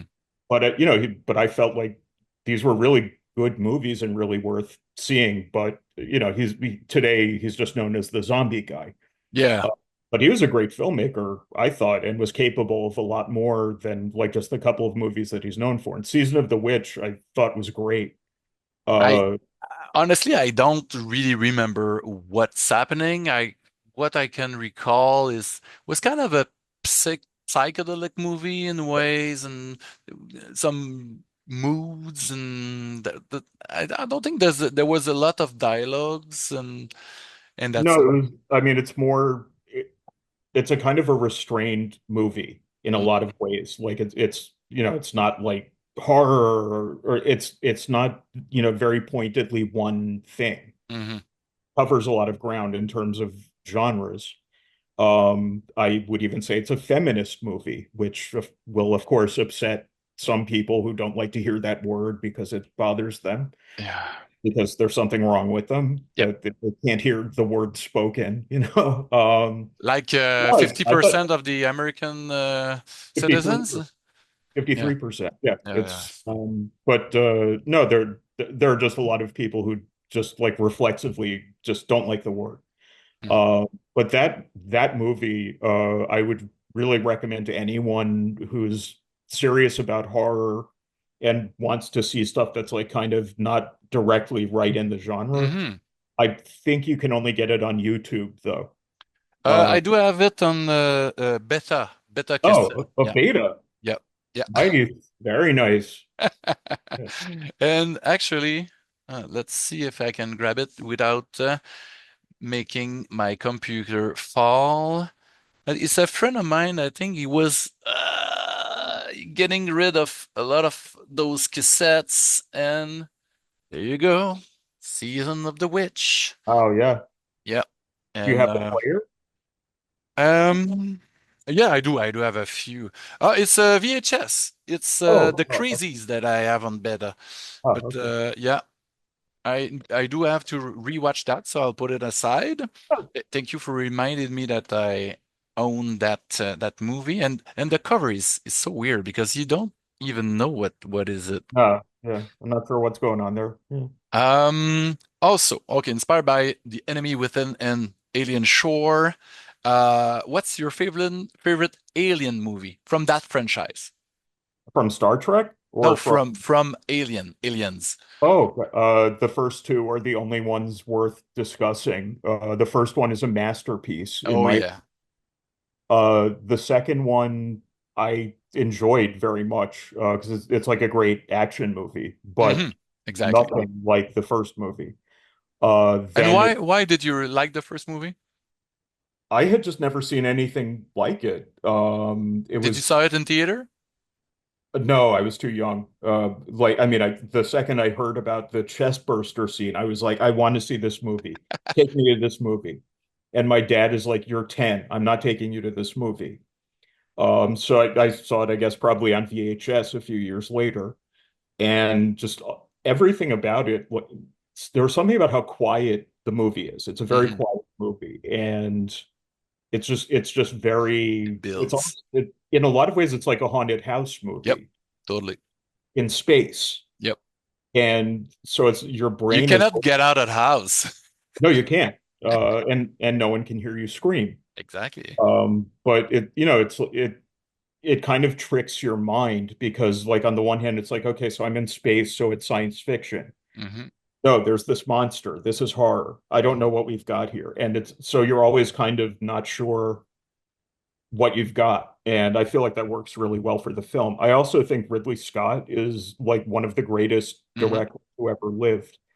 And the fact that he's never won an Oscar is criminal. Yeah. I mean, eventually they'll give him one because he's old. When But you died or something like that. But you know, it's a crime that he never won an Oscar. I agree with you on that because you know, Alien and you know, Blade Runner and you know, yeah, there's so many movies that he put out and it's always different. And he revisited, you know, a few of those franchise, but he, you know, he was like a pioneer. there's no one I can compare him to. There's no one where you look at their movies and you're like, oh, that's just like Ridley Scott. Even the direct sequel to Alien. which had, the Giger aliens. It had all the same stuff, but was not the same No. because it's not the same director. And I think a lot of people are not sensitive to how much a different director can change things. Yeah, and that's why I love that franchise. It's my favorite franchise of all time, and Really? all movies and Alien. The first one and second one, then people argue about which one is the better one. The best one. I feel like they're two different beasts, Yeah. and but the fact that they went to pick real directors for those four first films was kind of they never do that, for sequels. It's always like people that are able to do those movies, but they don't have to have a vision or a style. And Aliens gave them the right to Yeah. put out something different. Even the fourth one, Resurrection, which has too much CGI in it, but was still Jean-Pierre Jeunet, before Amélie Poulain, and he did Delicatessen before, and Delicatessen, yeah. I The was apartment, already a fan. the apartment building that we live in is so shitty. We compare it to that scene in Oh Delicatessen. yeah, there's a butcher shop downstairs. No, but there might as well be. 'Cause it's so like you could probably just like do this and break through the wall. Oh shit. Okay. Alien, Delicatessen, that's a great movie. that is a great movie. Alien 3, I would Yep, like to say I feel very sad about that movie me too. because I think David Fincher, if he had been allowed to do what he wanted to do, that could have been a great movie. I know. But the studio just They wouldn't. didn't know. They didn't want to trust him because he never directed a feature film before, but he had, directed tons of music videos and amazing things. And look what they did after. Yeah, It's, yeah. it's It was it's it was seeing Seven that made me go, "Oh, this shit. guy actually like there's something. He's got it going on up here," and they should have let him make the movie he wanted to make with Alien 3. Seven, Fight Club, and the list goes on and on. I'm Yeah, one of the biggest fan of his work, and it's crazy. And as you said, I'm also kind of sad about that movie because it has some qualities, but it's kind of you feel there were too many cooks in the kitchen. yeah. And It's he, kind of a he mess. doesn't seem to want to go back either, and like do his like son, like Ridley Scott went back and re-edited Blade Runner, and I think Yeah. the one without the narration I think is fantastic, and that was what he wanted to do. Hmm. Um, I think, but Fincher doesn't seem to want to go back, Nope. and like I think he's just that was a forget it. I don't ever want to go back in that room, which is too bad because I would like to see what it could have been like if he had been allowed to do what he wanted to do. Yeah, me too. And you watch those documentaries on the anthology, and you watch the kind of a re-edited cut with a lot of scenes that were cut, and it's not as really Not his the same. vision, so it's Yeah, not I really know a necessary. lot of people also who, at the beginning of Alien 3, when we find out that those couple of characters will not be in the movie, Yeah, I'm trying not to do spoilers. yeah, yeah, yeah. I know But people who, like, right at that moment, they were like, and they just couldn't enjoy the movie at all because of because Michael Biehn, we wanted to see him again. He was so great in Terminator, and in Aliens, he that. was amazing. And I don't know why they made that decision. yeah, Apparently, that wasn't Fincher's decision either. the studio, Um, with Fox, I guess they had problems with the scenario and the script, and they had like a lot of people pitch ideas for different script. I think there was like 10 different scripts, and anyways. no, Uh, like you said, it's too many cooks, and yeah, just that's how you get crap, yeah, basically. and then after those four, there were those Alien versus Predator. They were both awful, but Hmm. a little bit entertaining, but not really. And then Ridley Scott was back with Prometheus, and I was really happy about that one. Prometheus, I loved it. I could not get past the part where that thing is rolling along, and Charlize Theron is running away from it. And if she just ran that way, the thing would miss her. But because she kept running straight, it Oh, killed her. yeah. And the whole time I'm sitting there like, just go that way, just go Yeah. that way. Yeah, but she But didn't go that way. my Yeah, suspension of disbelief is too strong. yeah, I fell into that, and I was just the only thing that I was annoyed by watching that movie. I felt it was a bit too condescending, or maybe not condescending, or a bit pretentious. Like, yeah, oh, I'll show them, that the engineer they create not only the aliens but the whole human race. It's such a brilliant idea. It felt pompous to me, but I kind of bought it because it was so gorgeous, that movie, yeah, and I wanted to see those engineer, that yeah, the pilot, because of the first film. We want to see more of those Geiger inspired, landscapes and vehicles, because Geiger, Giger, huh?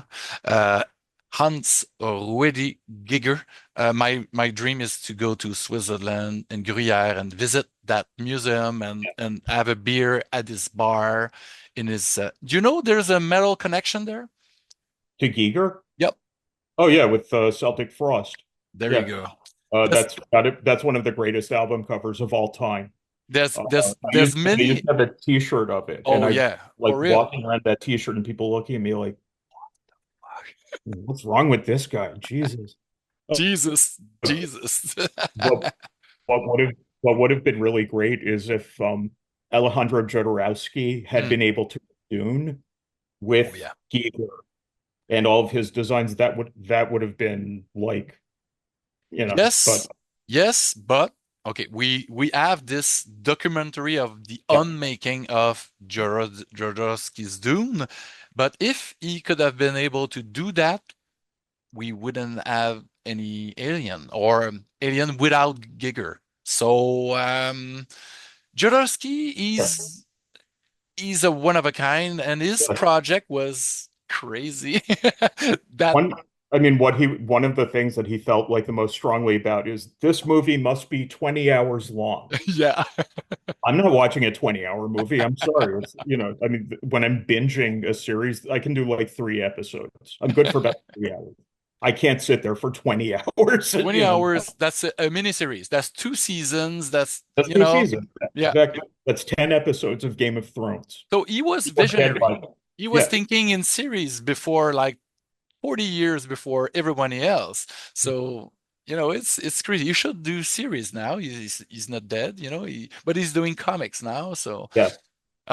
so we only have like 3 minutes left. So, Okay. Daniel, let's see the hardest question of all, in 3 minutes. What's your favorite horror movie?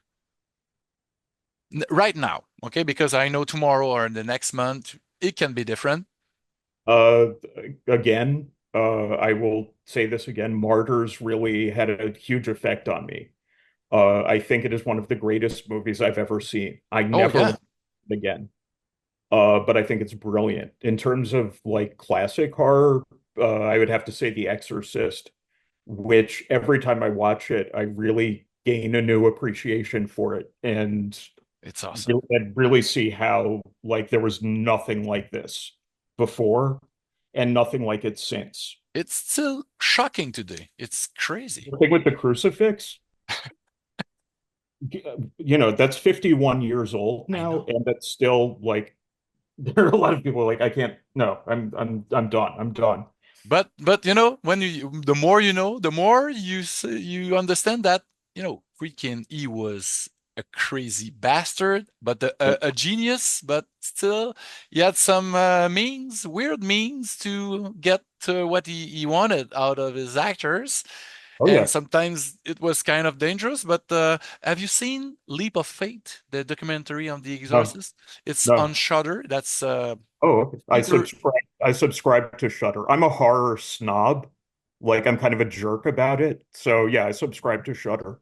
So Yeah. watch that Leap of Okay. Faith. It's about the shooting of The Exorcist, and that's you don't see Friedkin. at all, but you hear his voice. It's him narrating the whole thing and explaining how he was inspired by Renaissance painters and classical music, and you see the comparison with 300-year-old painting and frames from the movie and things that you probably haven't even realized when you watch the movies for the 20th time. It's pretty cool. So leap of faith, that's my recommendation for you, Daniel. And again, it was a great hour plus to spend with you, and people buy Rush at 50 because you don't have too much Rush in your life.